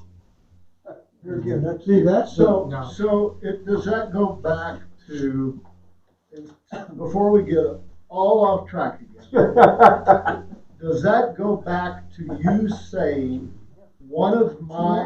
do I have the freedom to recommend to the board the business judgment? That's it. Okay. That's all. And absolutely, you can recommend that on anything you want, in my opinion. My opinion too. I mean, you could recommend 12 cows and a pig. I mean, I don't. We would appreciate I go it. with 10 of them. But I mean, I don't Three think. is all we asked. Yeah. Let's see. Yeah. So maybe we've settled your angst. Just trying to get an understanding. We need a resolution. Okay, One next, I didn't put it on there, was, I had it wrote down for the next meeting, Bob and Neil were gonna address the board for their, water plan loss. This will take just a moment. This is, of course, a draft, and really, we had agreed that we would have the plan in place by the last meeting in November, so this is just not all this is. So these sheet of papers are what we came up with so far in talking with Donnie. We met with Donnie today, and this is where we're at on these, on the plan for loss detection and infrastructure replacement. Input is welcome. We're not done with this plan yet. We won't have the final plan or a plan that we can present to you until the last meeting of November, but this is nothing to where we are now. Just a real highlight is that we have to get down the road to replace our infrastructure. We've got 72 miles, approximately 72 miles of lines that we need to deal with, and way too many miles of those are 60 years old. And if we keep putting this off, they're going to be 100 years old. So this is a plan that we beat about. Bob and I argued about it, and we're starting with this and worked with Donnie today. And to Donnie's credit, I think that he did a wonderful job of giving some input on how to create priorities for the plant or for the lines that we will attack first. The first thing, of course, is loss detection. And that here again, he offered, I was given more time, he offered to start this sooner than what we really originally planned. But we're going to get at it. We are going to have a plan and get at it. A firm date to get at it for doing loss detection and working towards replacement. So, I'm sorry. we're going to give you a final plan the next meeting. Yes, I'd add a little bit to it. There's two sides to this. If you have a look, believe it or not, this backside took massive amounts of hours to develop. We have to know what we've got before we can make determinations of who comes first. And we worked with Donnie on that quite a bit. I know it's just basically one sheet of paper, but this is a fairly well outlined plan. If you go through it, we tried to cover as much as we could from we've got this much, we know the general accepted life expectancy, and how do we replace everything we've got within the life expectancy. However, the first life expectancy is already gone. So we're starting from a negative to overcome it. That's why I said it may be the 100-year mark, but the goal is to replace every single line every 40 years. If we designate, and that's what we come up with 40-year life expectancy on each and every line. That may be high, may be low, that's just a number we've worked on. So every year, as he has broken it down here, we're going to go 1/40th of our total mileage. So if we've got 72 miles, that means every year we've got to replace a minimum of 1.8 miles to stay on a 40-year return. If you end 40 years, then it starts all over again. Now, the loss detection come in because that's where we're really in trouble. And with the chart or the back page, let's go with that. We determined a way we think will help us determine where the losses are, grade each one of those by how bad they are, attack the first ones, and then stay on schedule of replacement. So the first 5 years are probably going to be replacement of major loss lines, where the other lines may be leaking some, but they're not on the first approximately 5 years. Gotcha. Well, thank you both for, I looked over it and I thought it was a good plan. Excellent. Could I ask that this be published so that anybody can look and make recommendations? It should be put on online. Facebook. Yep, I can. Everything else. There's a. I know. Don't get me started on Facebook. With this, though, I have one question. Where did you come up with the $50 per foot? Now, is that contracted per foot? That's in-house? Okay. That's in-house cost based upon the last 2 major replacements we've done. Total cost divided by, the footage that we did. That includes. And this was, they fought me a little on, they wanted to go lower than that, but I'm not giving that up. Because that's what I'm looking at. This is in-house cost. Now, my recommendation or my comment to them was, if we get to the point where we are going to have to contract some of this work, know that at minimum 30% cost increase is going to also decrease your production 30%. And typically you're going to see a 30% cost increase from government's private on this type of work. And that's the only reason I'm asking is I know the price of valves, price of taps, price of hydrants. These numbers, these are just basic numbers to create a plan. Yeah. The plan now is to have a written directive that's followed year to year. I won't be here in some years. Yeah. We won't be here. We're passing on the plan. What the next board does, I can't say, but if at least if we can establish the goal and the plan, and then it be adjusted every time we do a new budget. And hopefully the future boards will take it up. And this is going to be a living plan, a living document. It's inflation, costs, staffing, everything involved. The numbers at the top of this, those are going to migrate annually. And I am relatively sure Donnie will still be around. We are going to be assured that Okay, anything else on the study session? Just like, the 3 mil tank that's between your lines, is that full of water? Yes. You've been filling it. And the tank that's here on, All the tanks are full right now. all the tanks are All tanks are full. I mean, what is the condition of them? Are they like?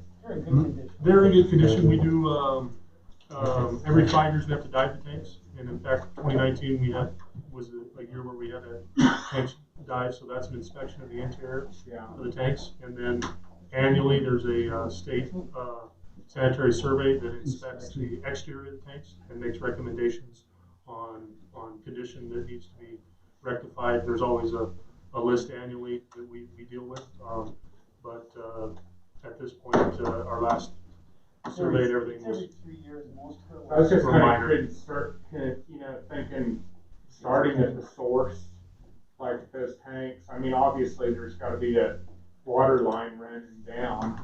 I don't know where that ties into, but Yeah, Water there's- line usually going in and the water line Yeah, a lot coming of these out. lines are in and out. and so are those got to be, They're encompassed in this. they're old. No, and one of the letters that you got in with your bills was from our tank survey that they came down and inspected. And that's why I said it was just a couple of things that there was a hole in the screen, there was a couple of wires that were where they took down something and they were sticking out. We fixed them, everything's back up where it should be. Okay, anything else on the study session? No. Okay, and that immediately call to order the regular business meeting. Would you join me for the pledge of allegiance? I pledge allegiance to the flag of the United States of America and to the republic for which it stands, one nation, under God, indivisible, with liberty and justice for all. For those of you so inclined, would you please join me for a moment of silent reflection?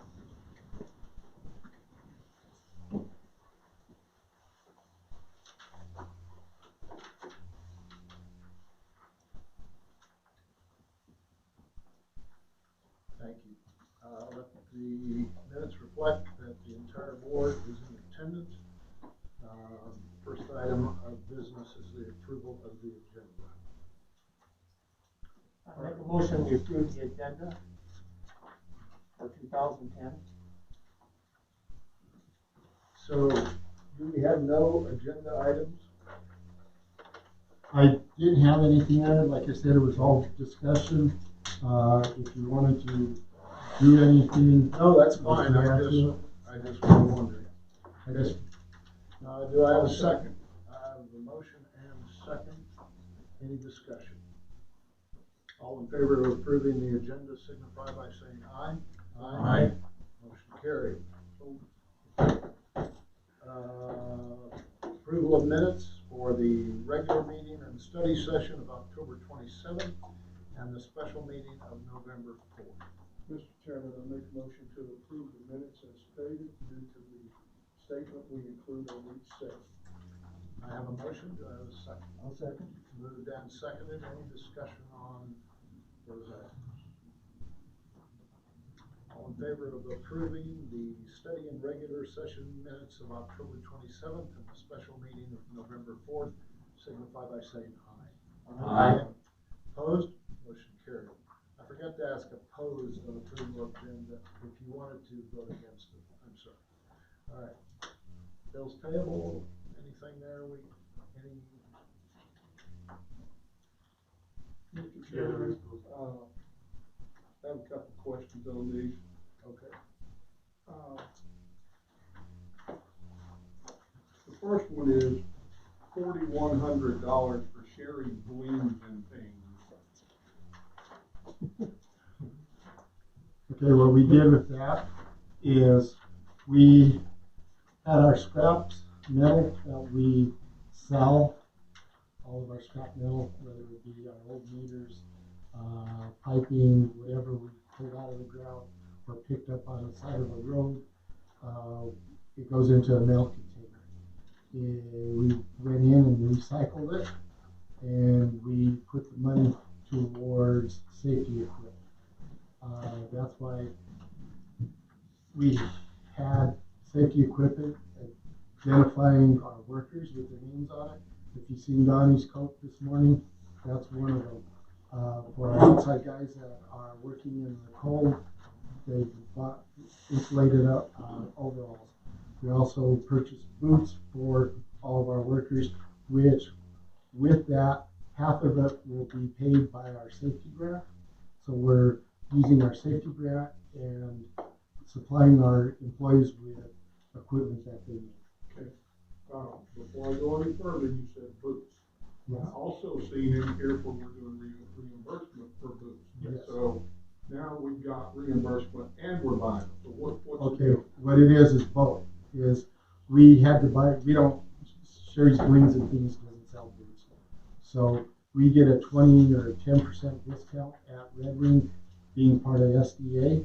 So the employees go up and buy their boots and bring this receipt into us, and we reimburse them for that, and we put it onto the bill So for the where did safety. you buy the coveralls you're talking about? Seriously, Sherry's Wings and Things. your She cards. She's a card. Okay. Also, I have right here, legal fees, administration, $2,700. I have to look and see what for. Good question. That's the question. No, The I have, other ones are broke down, we can see what they're for. okay.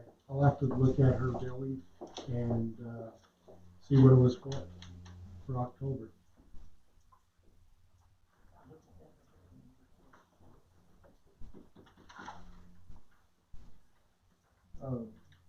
Mr. Chairman, I move to approve the bills. There's a motion to approve the bills. Do I have a second? I'll second it. Moved and seconded. Any further discussion? All in favor, signify by saying aye. Opposed? Motion carries. And Jim, would you get us that answer? Yes, I will. I'll get you an answer. Okay, financial report. There's a number of different ones. I just picked the one. Financial report. Financial report, it's in front of you. It starts off with the standpipe for the end of October. We're still at our 0.025 gallons to date. Used is 2,283,851. That is what the standpipe has sold all year long out of it. We did put up a sign. I'm sorry it was too high, Bob. I was just trying to make sure that and we added it on the door both sides, so we're good there. Okay, with your financial report, if you look at it, you have what this year, where we're at, and where we were at last year. If you look at the total number, last year we were at $365,114. This year, due to the help of employees, Yvonne, everybody puts into this, we're at $834,635 to the good. Awesome. Awesome. A lot of it was golf course, a lot of it was campground. There was a lot of things that COVID we thought were going to affect, and actually it helped us in some areas. Like the golf course, we were closed for a month, but yet it came back hard. Back roaring. Mr. Chairman, I have a question on this. Sure. What is included in the admin for income? Why is the admin $30,000, almost $40,000 higher? Where's the admin income come from? 200,000 of it is property taxes. What is that? Is it that much higher than it was the year before? It's about the year before was 100. At this time, same time period, 192,000 versus 207 right now. There was a $60,000 increase from last year to this year for revenues. If you look at it, you have. Because the house is built and property increase. Yes. So that's going to be that is the $40,000 difference? Could be. There's also franchise fees where we're sitting at 15,000 right now. Excise taxes 35,000. And why did those go up from 18 to 19, I guess? 19 to 20. The excise taxes, they have, rate changes. I don't know what it's based on, if it's the band or, but we've seen them go up and down this year. Okay. I know they also added some outside growth, so that increased their production, so. But admin is simply taxes, income is taxes. Well, you have your CCAAC fees, 6,000. That's fine. You have some property that is in that. Property That is in sales? that. Rental fees we have in the district. Water department, sewer department enterprises now pay admin for their services. Okay, thank you. Any other questions? Is that mill levy? Does that have anything to do with? I always wondered what No. mill levy was. It Library stays, district. stays the same, it hasn't changed. Well, it's part mill levy because your mill levy is for Colorado City, Metro District, and we divide the funds as to administration, Parks and Rec, roads, all. And it's divided, that whole mill levy is divided amongst. Does that come back from Pueblo County? That comes from Pueblo County. From what? That comes from Pueblo County. That's part of We what pay you our pay taxes. taxes and you get back And it into the goes district. into the, District, yes. I believe our mill levy right now is 9.5. I'm not sure. It's close. Total one is 17 point something. Any other questions on the financial report? I'd just like to, Josh, you're doing a fantastic job. Thank you. Just keep up the good work. We ought to get him a truck. I think we should. Because he certainly shouldn't be driving his own vehicle, I agree 100%. Okay. Operational reports. Operational reports. Okay, golf, shop activity reports, October of 2019. We had 666 rounds. 2020, we ended up with 1,237 rounds. And that was kind of, if you notice the trend, that was because we had snow for a week on the course. We didn't have any play. Total revenue for September of 2019 was $15,000, $689, and 2020 September revenue was $38,381.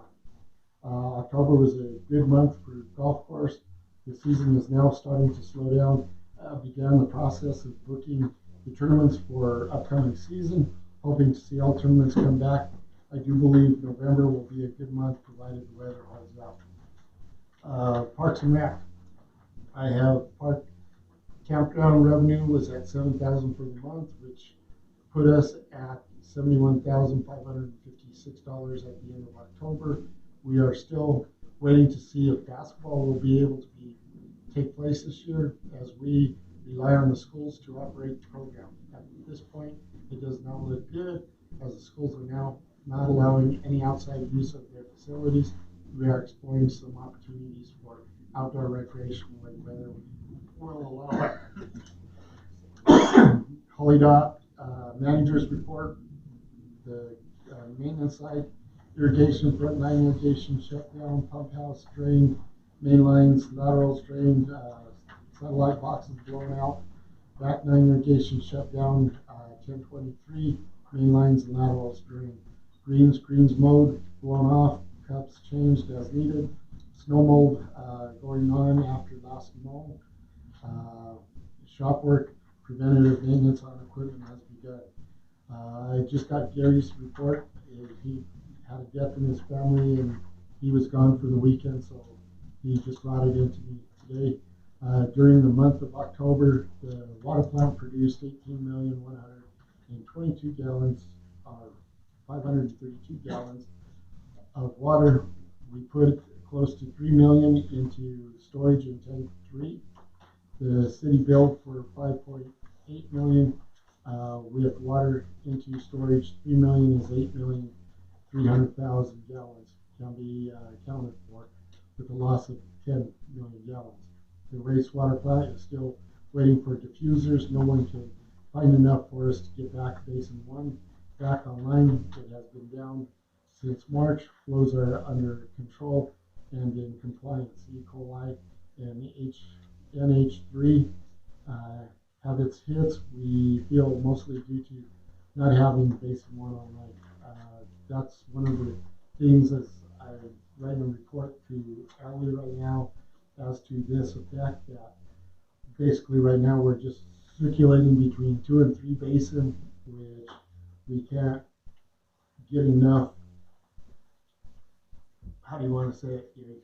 Volume to flush out the EQ bases. Yeah. So basically it just sits in there and throws E. coli. Donnie, you want to go on water and sewer? Outside? Just a few things to add. Being that we just ended on Basin 1 parts were ordered from ISI West on the 16th. They told me a 2 to 3 week lead time. This would be the second week here. So I'm hoping to have an update from them of those parts so we can get Basin 1 back online. We've already started the process to ask Bailey's started the process for us to go ahead and start getting that taken apart for the arrival of the parts going back into it. Dual well, we touched on that earlier of where we're at with hydro resources. I will add that I asked to reserve a spot for them once we get this scope of work built in early January to be able to pull the trigger. So I'm hoping to get numbers in by the next meeting or so to where we can make a decision on the direction we're going to go with that. And they're about 4 to 6 weeks out in scheduling work. So I'm trying to reserve an early January spot for us, pending the numbers to come in, so we don't fall another month behind on that. The meter project, we are currently in the last 43 meters of phase 2. We're looking at phase 2 ending the week of the 22nd. We do have a couple of shutdowns to back up to finish that off. We will post those our normal places to allow people notice when we're going to do those shutdowns to take care of those few meters. Phase 3, we've started to survey that as well for ordering parts and pieces going forward for that. That will be taking place. My projection, I will have that order put together that same week of ending phase 2 and have parts on site to start phase 3. We're dealing with some compressor issue at the water plant. We're currently in bid process here for repair or replace, as well as some recommendations to relocate those compressors where we don't have issues in the future. I'm sure that'll be coming to you guys here this next meeting with what we're going to do there. We have seen some improved water levels at the lake with all of our wells running, as well as Mother Nature cooperating a little bit in the last few weeks. Hopefully she'll continue to help us out as well. I believe we've come up roughly 3 tenths. So it's better than losing the 3 to 6 tenths that we were months prior. I do have a few roads to put on your radar. We have some expedited road permits that you will be seeing coming across in the next meeting, adding some roads to our maintenance schedule, as well as two, that are not expedited, but we have been requested. And according to our policy that Bob and I put forth, just because they're not paying for it doesn't mean we ignore it. We've got to incorporate those in as we move forward as well. We do have one road in particular that Jim and I have discussed that is not a new road being put in, but is a road that we're going to have to survey and make some modifications to. It's an area where we have seen some growth, and the road that was put in that area is not adequate and or proper width to accommodate the added traffic, and we're going to have to redo that piece. So there's going to be some cost involved with that for Bob's benefit, you will see some of those surveys come across in the bills. And, well, last one was based on one that we already talked about. I'd like to add to this, Saturday, we had a break on the Great Cloud. Donnie had his crew up there. It was, it was right underneath the gas line. It's sitting on a shale, where the line was sitting. It was probably about, what, 12 foot? We were 88 inches from we were on a slope, so, from the roadway, we were pushing 10 feet. But on down on the slope, we were 88 inches from grade. So, one of the more difficult ones that we deal with. We deal with a lot of things, but for some reason they allow some things to go on that we have to deal with, like the gas line being allowed to put in inside of the construction standard distances that they should be required to stay away. They're not. The other issue too is Gary and Greg and Gary and Porky. They kind of spent the weekend at the water plant with you. We had our new compressor that we just bought. What, a year ago? 13. Oh, 2 years. 2 years ago. 18, yeah, 2 years. And it went down. And our old reliable finally did it. That's been working for what, 25 years? 20 years. So we ended up having to rent a compressor, gas powered compressor to run our skids, and that went down Sunday. So I'd like to also say thanks to Walsenburg.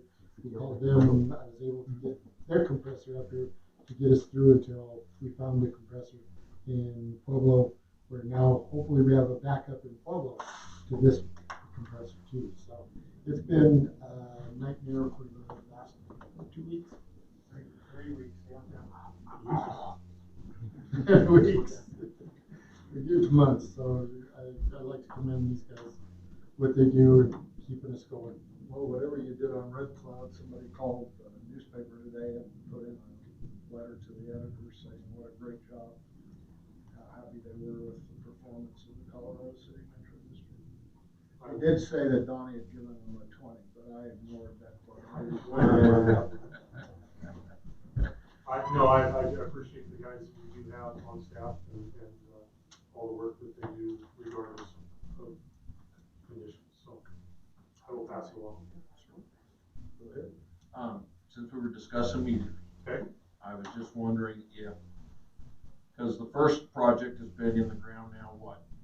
About 4 months. About 4 months. Have we found off of the first project only, have we had any type of average increase household wise?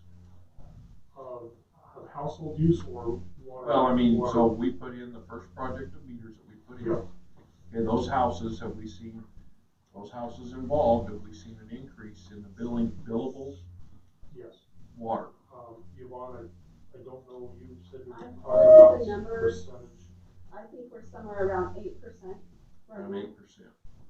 Okay. I do have an increase in calls coming in from people that say, hey, ever since you put my new meter in, my water bills went up. So, I think we do some investigation and data logging, and That's proving what the that water proving meters people that their old meters were not reading correctly, and the new normal, unfortunately, is you're being charged correctly. I wish Donnie could brought that one meter in. I actually have it in my office, if anybody wants to see something that'll probably be in a museum. So, well, that would bring me to the next question then. So during the first phase and the second phase, since it's almost complete, how many meters have you been pulling out on average? On an average, that are phase one went pretty quickly.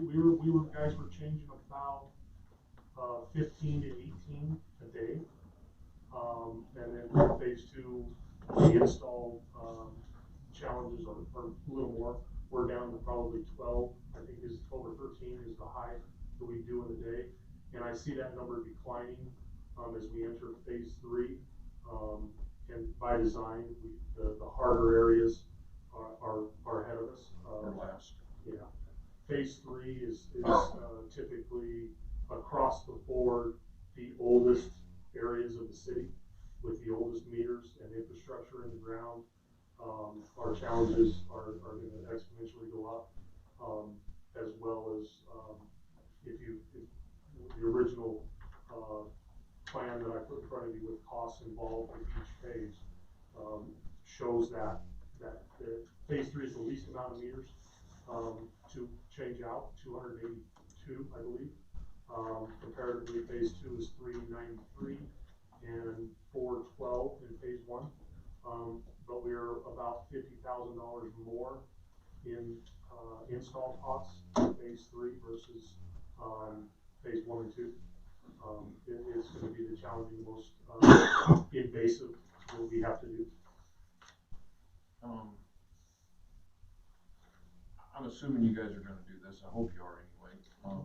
Are you going to give us an average percentage increase per house that we're seeing after we're done with this? I can sure pull that number. I don't know if it'll be, I've got 1,069 meters if you want to see an average for every household.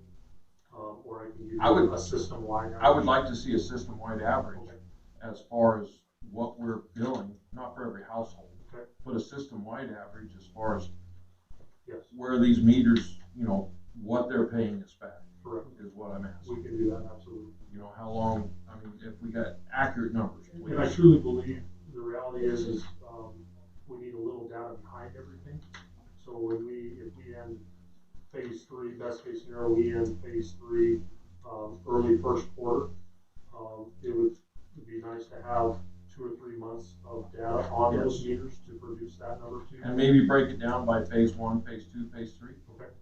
We can pull any kind of customized, just about any kind of customized report that we need out of the south. Could we have Greg's house? I can put his first on the list in bold underline. Thank So you. new house versus old house. All right, anything else on the operational report? All right, in order for the business of the board to be conducted in the most effective and expeditious manner, it is necessary that all persons present maintain a demeanor of civility towards the board, staff, and each other. Conduct that appears threatening or aggressive will not be tolerated. Shouting, speaking out of order, or the use of offensive gestures similarly are not acceptable. Such behavior shall constitute the forfeiture of your right to remain in attendance and may, as a point of order brought to the board's attention by council or any board member, including the chairperson, result in your being asked to leave the meeting by the chairperson or upon your refusal being escorted out of the meeting by the proper authorities. We have 2 people who would like to speak tonight. Bill, your name's on there first. Don't mind coming forward. Good evening. Everybody knows me, don't they? I'm Bill Owens. First I want to thank you for getting retired. Took me 8 years to get done. Thank you.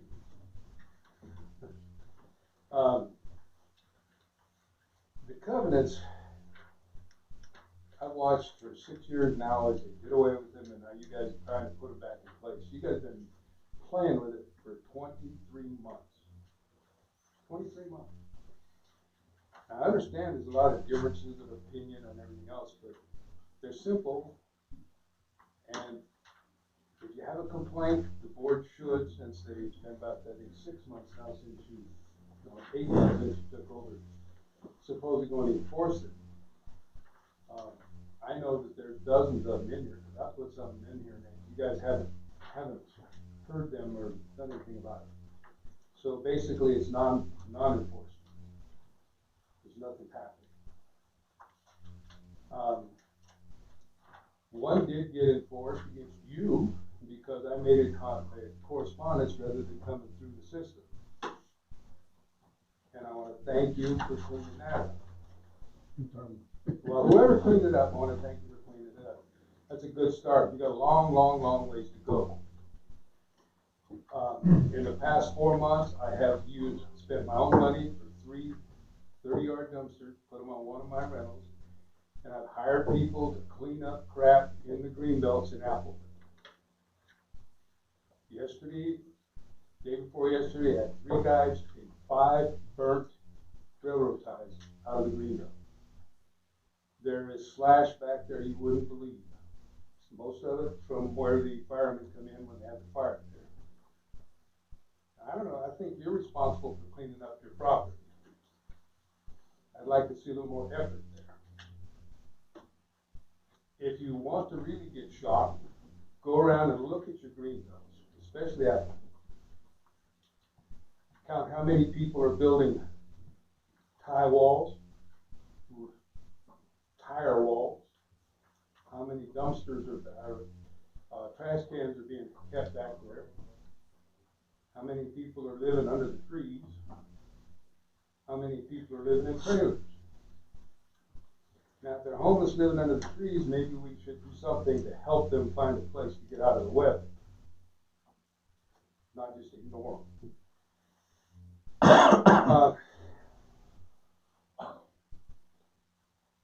Commissioner Ortiz has touched on a couple of things that I've been trying to get people to understand. The covenants shouldn't be run from. We shouldn't be spending thousands and thousands of dollars on attorney's fees. We should embrace the covenant, understand the covenants, and work within those covenants to make the changes that our community needs. Areas that have B1 zoned by the county, that are R1, R3, and R3 are Unit 10. And I forgot the unit, but up by the railroad, behind the motel. Those 2 units, somebody needs to get off their tushka and start working with the county commissioners to change work and the property owners in those 2 units to change them to commercial units. That's where your downtown should be, right over here. And by God, there should not be 4plexes up there next to the highway. That should be business zone. Work with the county, work with the property owners, get it changed.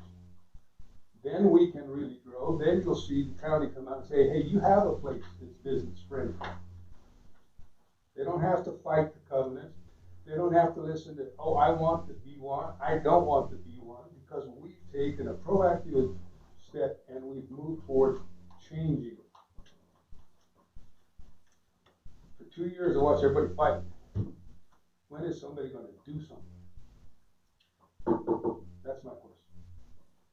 Thank you for your time, guys. Thanks, Bill. And Mike.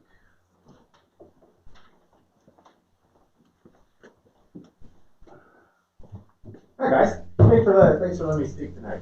Also, thanks, you guys have really gotten on the ball with the water situation, and I see the work you're doing, and I really appreciate it. In 2017, I came down here, they passed out flyers in Applewood for the whole neighborhood. They said, come down for a covenants meeting. At that meeting, they told us the covenants weren't worth the paper they were printed on. They stopped enforcing all of them. But they did have a special gift for Applewood. It was a special park for the kids there, and they asked us what we thought about it. I said, why don't you make a walking park over at the lake? People walk around the lake and do some little exercise like they got at the Riverwalk. No, we got to have the park at Applewood. We have to. There's too many kids there that need it. We got to build it. That was 2017. You guys bought the equipment. How much are you paying for storage? No storage fees? No storage. Why isn't you graded the lot? Why won't you build it? You got marijuana money to build it. That's the only question I got. Well, Loretta Kennedy spent how much money in Applewood? 16 curb and gutter. How much? It was a lot of money in Applewood, and she was a county commissioner. I think it was 16 million bucks. So. And that is out of order. Oh, I'm sorry. No, no. I'm just to- trying to understand what that has to do with today. No, it's just replying to nobody cares about Applewood. Loretta Kennedy does. Okay. Thank you. All right. Any attorney's reports? No. And no agenda items? Old business. You have, lawyer search. I gave you guys a list last week for real estate attorneys. That you had the list from what Carolyn recommended, and also the list from the SDA. They were both in there. I contacted them. I have not got a price back from them. I know Bud, I don't know whether you tried to contact them. Have you had any communication with any of them? I haven't tried to contact them because that's a joke. They're the ones that have screwed up. I've been trying to contact some in Colorado Springs. If I get back from the Springs, I'll move on to Denver. But there are a few in Springs that I've got feelers out to. Well, what's the joke part? First off, our lawyer is recommending another lawyer that she's worked closely with that missed issues here, and then the one that she is recommending is a real estate lawyer on another deal that was wrong with Colorado City. I don't want to get into the specific properties, but it's kind of a joke that they're passing it back and forth now. All right. So our lawyers, I mean, which they will, is recommending lawyers that she knows. Is that what you're saying? It goes beyond what she knows. Okay, any comments by anyone on the student's report about lawyers? I've got whole business, but not on this. Okay, let's stick to that one first. Did he say old business? Yeah, he said he has. Yes. I'm done with the lawyer stuff. Okay. Go ahead, Greg. Okay, so, I'm putting this under old business because I've discussed this in the past. So maybe the list that you guys have put together, maybe the short-term list that you've put together, I need to take to Ortiz, but me and him have talked about this, and he brought it up again here at the meeting, which I'm very glad that he did. I need a list of probably 5 or 6 things, maybe more, that we need done here in Colorado City. Please get me that list. Within that list, do you want roads? I want roads, I want infrastructure. I need Infrastructure? priorities on stuff that we can go to the county and try to work in PACOG, because there's a lot of money there in PACOG. So when you say roads, I need to know what kind of scope of work is falls within this purview. Okay, well, do we have road improvements that we would like to do? That possibly the county has control of the road, okay, because they're probably not going to do. They're not going to do anything with Colorado City. With Colorado City roads, but the roads that we have, like, I don't know. I've got a couple, yes. Do we? Yes. Bid Brothers paved, or something. Okay. Mm-hmm. So anything like that. If we've got roads that we would like to see paved, that's got a lot of houses on them. Okay. Okay. Any type of improvements that we would maybe want to see to county roads. Routing standpipe? Standpipe's part of the enterprise, I don't believe that. No, now what PACOG does get involved in is stuff like sewer and water. Yeah, so there is some stuff in sewer and water that we can include. The only thing they'll tell me is no, Donnie. Okay, so I can take it to them and I can say, hey, this is stuff that we need to upgrade and we really need done. I can understand where Neil's coming from with the standpipe, but if you're going to. Raw water. You're raw water. Yeah, well. So anything off their plan though would be awesome. These need to be shovel-ready projects, not 5-year engineering projects. Preferably shovel-ready projects that I can try to get the county commissioners to invest some money out here and get them done. Because trust me, the squeaky wheel gets the grease, especially when it comes to those people in there. Okay, and I can be a squeaky wheel. I really can be. It should be, if it isn't. But But that's what I'm talking about. Anything you guys have got, and please get it to me as soon as you possibly can. Okay. When's your next meeting? Not until, last Thursday. of the Yeah, month. last Thursday of the month. Well, There's- This and you won't Do you have, have but I think a, you'll have it the 19th. but you can get it to me anytime because Ortiz comes into my shop routine. do you have a day next week that you can meet with me? Monday. What time? If you do it after, When would you like to? Whatever. if you do it after Whatever, noon. whatever works for you, like, Afternoon sometime on Yeah. Monday? Afternoon, because I really have a meeting with the auditors Monday morning. Okay. And Yvonne, so it'd be. So what, after so 11 o'clock. Monday's my day off. So Okay. I'm open to whenever you're, because you guys are the ones working. 1 o'clock, 2 o'clock? 1 o'clock's fine.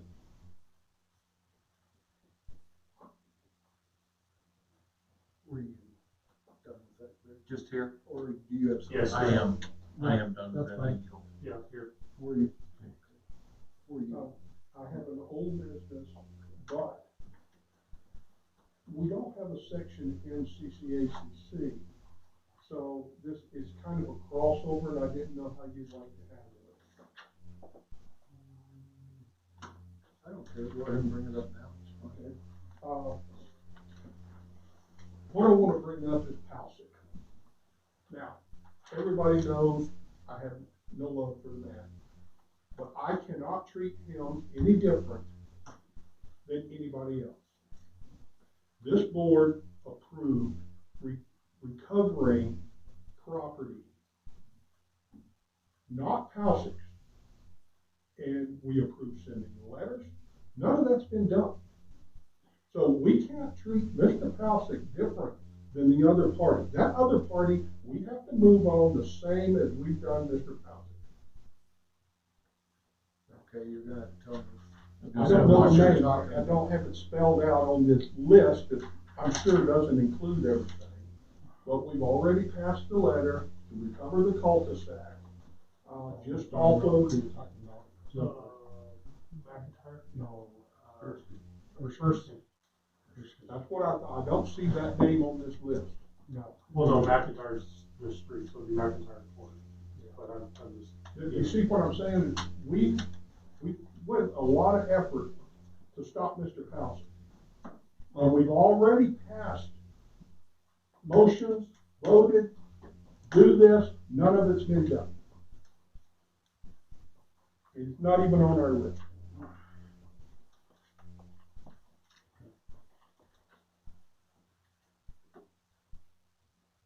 Jim, what are you thinking? Thursday night will be on your next packet for sure, and we'll get it. Like I said, there was some of we wanted to turn it into Title 17. Bob said no, it needed to be covenant side, so that's where it was that undecided I didn't know, and that's my fault. I felt that we had a stronger case going with Title 17 as a motion, which if you want to go under the covenant side, we can do that, or however. But I'm just looking at, we're going to probably need to have a survey of that cul-de-sac. First of all, to make sure that she is not intruding. That's what I'm after this. It's not covenant, and it's not Title 17, it's our property. So you want me to have a survey? It's our property. Okay. So I probably should need a survey first before, to make sure that she is not encroaching on our property. So, yeah, as the process works, as near as I can understand it, if we have a complaint on the property, we assess it, they make a presentation, a recommendation, the board decides what to do, is that correct? On their property. I'm not talking about their property. I'm talking about our property, same as Mr. Palsic. We didn't do anything about anything on his property. All we did was tell him return our property. So, It's not how will that look on the? Did you first pull a go-around? permit for Palsic? I mean, a survey for Palsic? No, we Don't didn't. look. No, we His didn't. property Because taxes were visible. They were, And that's where we're at here. Are you going to look at it, see if you can locate a pin, or are you gonna do a survey? That would be the It easiest. was brought is to look the for a pin. board, the board was told they're encroaching.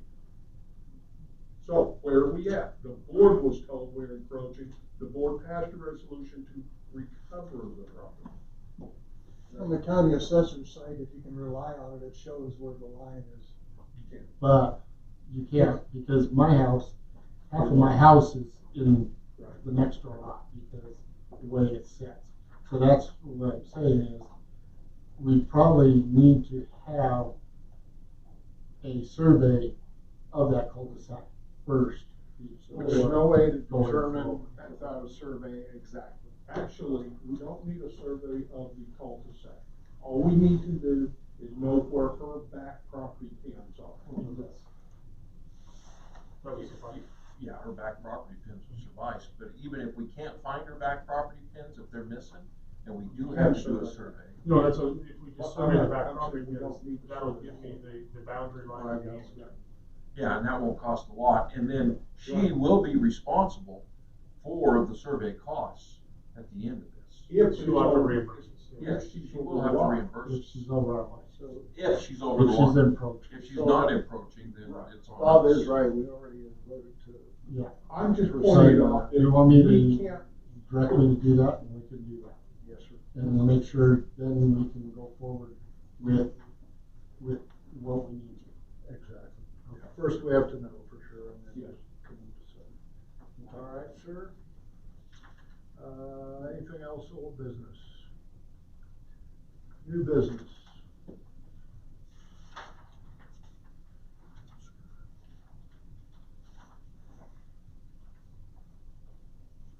Okay. All right, new business. CCACC, We had, I had no, reviews on Thursday for any building. We went on to complaints. There is a list here as what we had from April. We just went right down the list. We wanted to go out and have pictures, but my camera, the battery was gone in it. So, like I said, I had Mr. Smith, he came out Saturday, since I was helping up with Donnie. He went out and was able to take pictures of properties and stuff. I did not, he brought them in to me yesterday morning, and I have not had time to get to them. But I did put in a letter sample. Is this what you want and how it needs to go out? I have to look up every address and owner, and I will send it out that way. Because basically you have, are all of these the same basically? you have, Except for one vehicle, right? yeah, there was I think there's two vehicles. two vehicles. that's the problem. Yeah, but I think it's, And what the board or the committee, they wrote on it that it was due to that, their recommendations on each of the properties. The one with the card, there was a different recommendation for it as to let me find it. Submit complaint to Pueblo County on the cars, or do you want to just go as that was their recommendation, as to submit it to county. But it is in their, since it is a county-owned road and it is in their right of way. Yes, sir. I'd like to speak on this. You may. Okay. First off, these documents were turned into the board. They are now public record. So, when we're writing stuff on them, we kind of need to be somewhat accurate.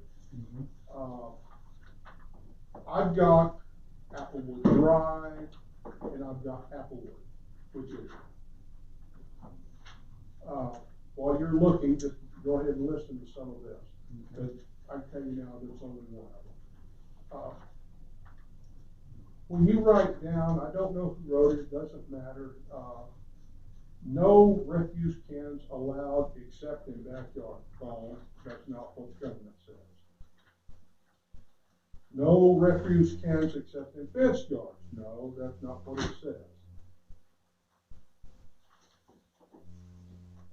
No refuse cans except in fenced yards. No, that's not what it says.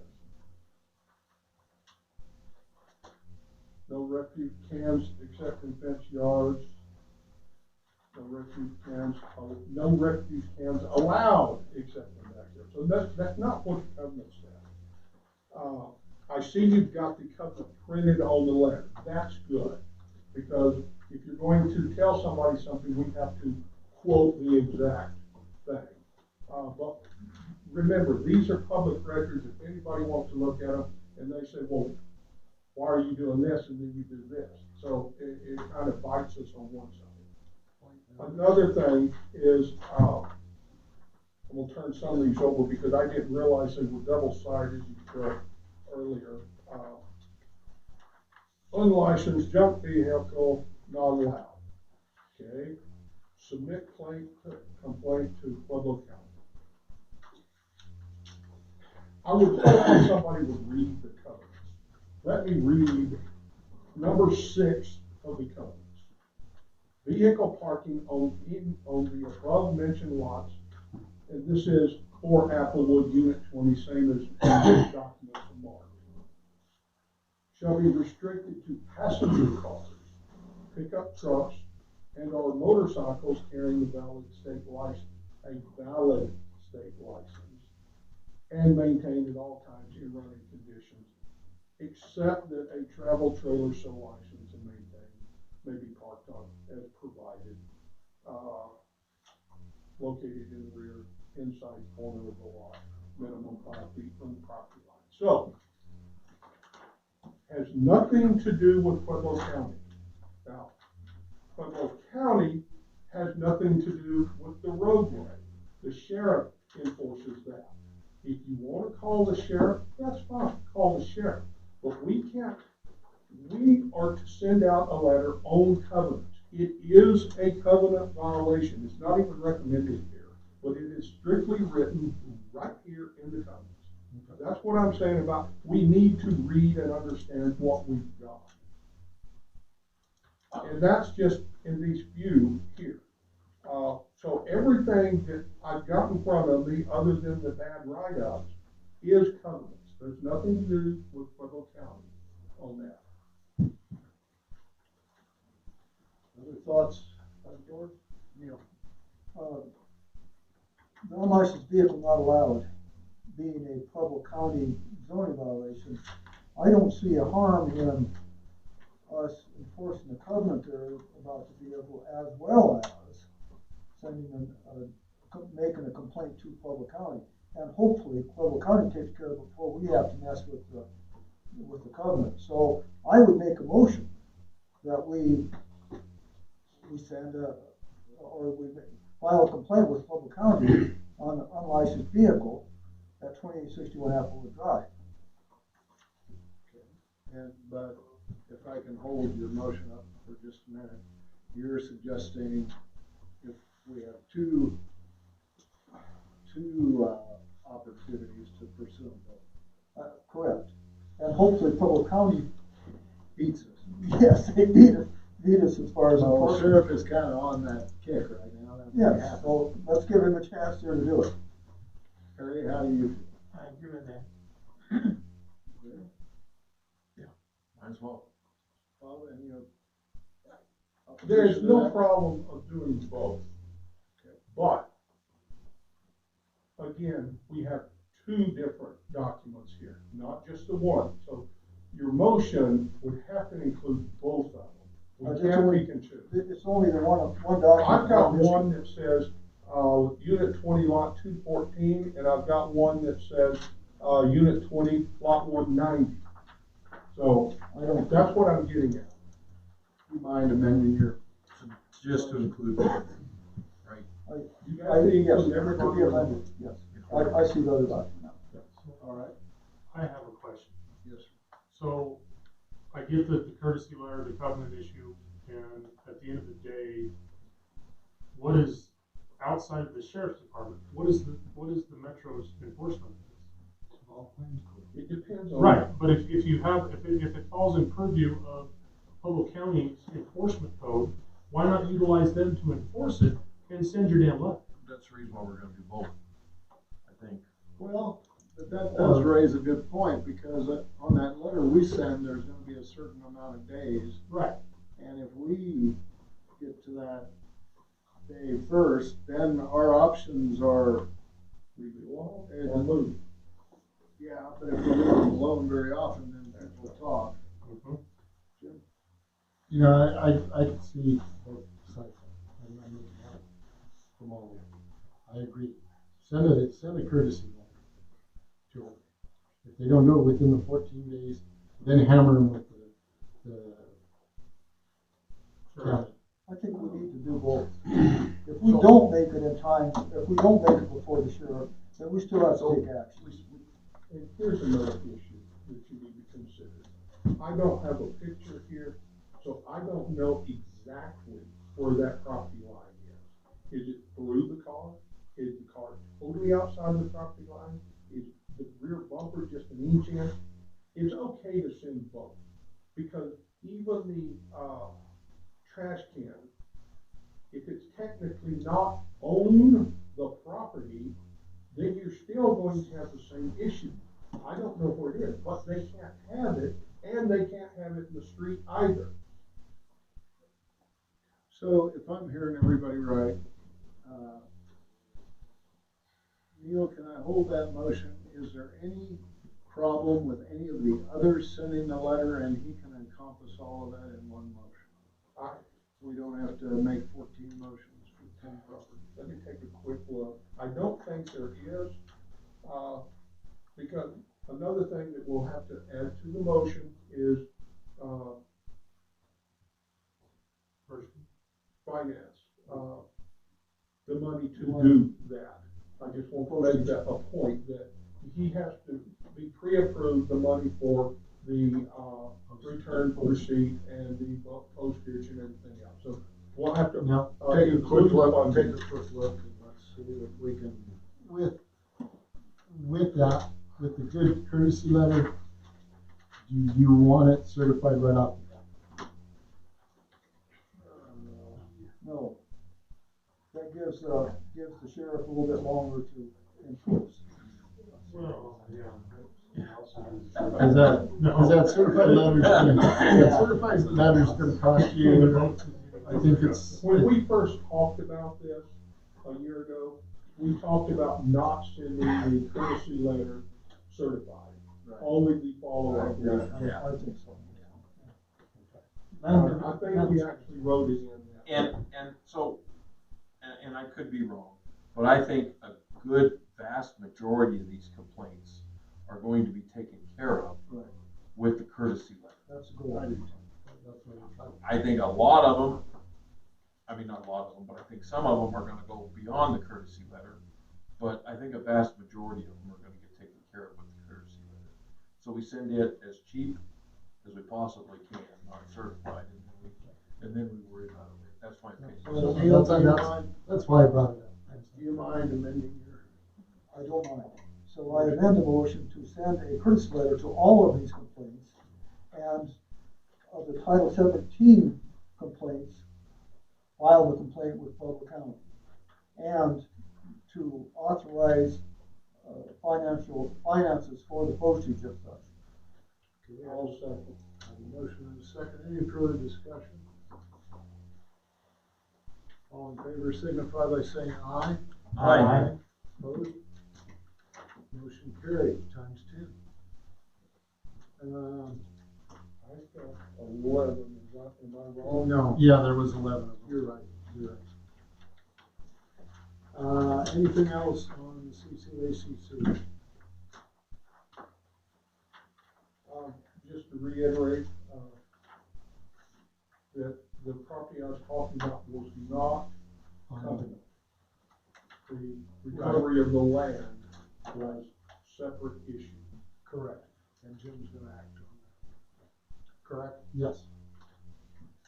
All right, correspondence, letter from the round table. Yeah, I received this letter from Becky and Adam. It says, Jim, as we come to the end of our 36-month lease at the round table, Sports Grow and Holly Dock Golf Course, we are looking forward to continue to serve the community and the golf course in the future. The COVID-19 virus has hit our industry extremely hard this last year. The loss of most of the golf tournaments in 2020, limited capacity, and for a while only takeout orders have deeply cut into our sales. We have held our own with restrictions and are now looking at more restrictions as we try to adjust to the winter months coming up. We are prepared to continue our lease on a month-to-month basis as written in our lease. We would be able to continue with no changes. Nobody knows how the virus is going to affect us in the next few months, and we are optimistic with our business can survive unless restrictions how our business can survive unless restrictions get tighter. We will try to stay open for the months of December and January, but may have to adjust our schedule as the restaurant to be prepared for spring, as weather and restrictions allow. We plan to close on February 8th to make repairs and deep clean the bar and restaurant to be prepared for spring 2021. No timetable as to when we will reopen, but will probably be around the first part of March. We will not be able to continue with any increase in our monthly lease payment.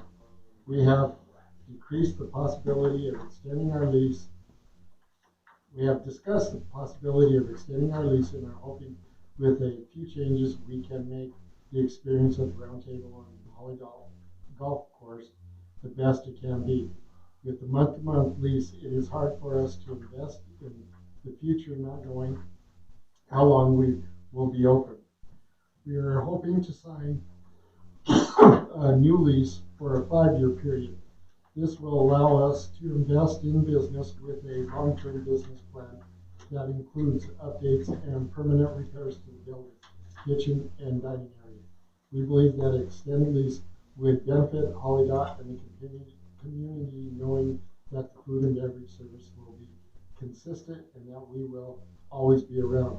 Please see the list of modifications we would need to extend our lease. On the back, it has modifications to lease needed to extend lease to Round Table Sports Bar and Grill, rep freezer. We understand that the economy goes up and down and that many leases tend to go up after time. We feel that to stay consistent, we would need to keep the lease payment the same for the entire agreement. Transferable lease. As we continue to build our brand name, we would need to be able to capitalize on a business by being able to sell to any interested party. We'd ask that the lease stay the same for a 1-year period, at which point it would be renegotiated between landlord and the leasee. Allow recreational devices. Our lease currently does not allow competitive indoor recreation games such as pool or arcade games. We feel that this is an outdated idea and that we should try to bring in as many people, especially younger people, to the golf course as a whole. Jim, when does that lease end? Is it the end of the calendar year? I believe it's January 1st. I think so. Yeah. But they are looking at going for a month-to-month until they see where. Right, I was just So wondering. they want to go month to month and then possibly a 5-year lease with. Probably in March or when restrictions and stuff are lifted.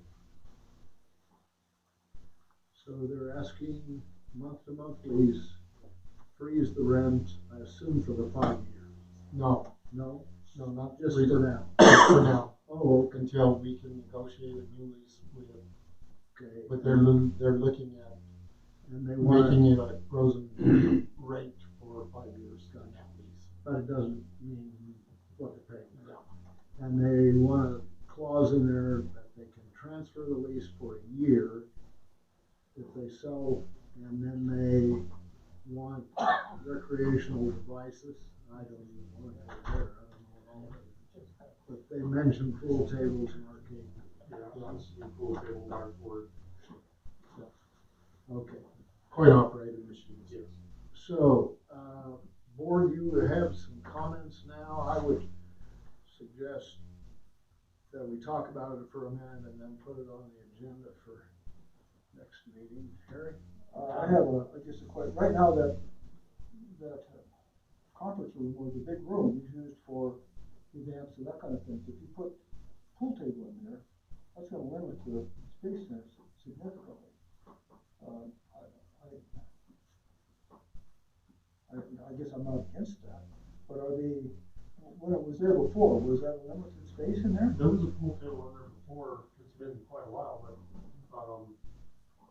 I don't know, depending on what their business plan is going forward, if they're incorporating that in, the pool tables that are out there nowadays, you can move. Yeah. So if they were gonna have a dance or you something have- like that, I'm assuming they kind of shuffle it off to the side. That's kind of, I go down the golf course on a regular basis just to harass, to go down and see, Get it right. the golf people and the kitchen. And when the virus started and she closed down, instead of, what we did is, we don't very seldom go out to eat.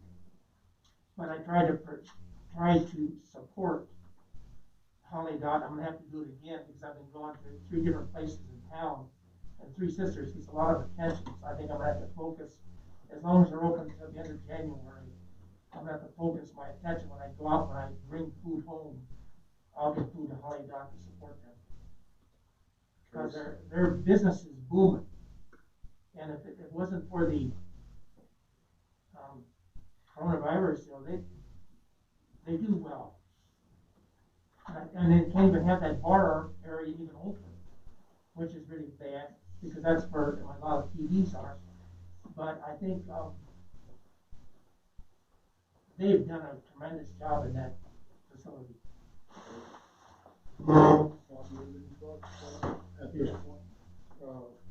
At this point, I would have to say no on most of this. They have a sweetheart deal to begin with. They're paying low rent. They're not paying any fees above the rent, which most restaurants do. You start popping in the pool table, there are arcade games and stuff. You can't just push them to the side if you want a conference in there. You'd have to push them in the hallways, and you're blocking 3 golfers. So that would be a no. And to ask for a lease that they can sell, no. Okay. Greg, do you have any thoughts at this point? The lease would have to be negotiated at the time. Going month to month for a little bit, I have no problem with.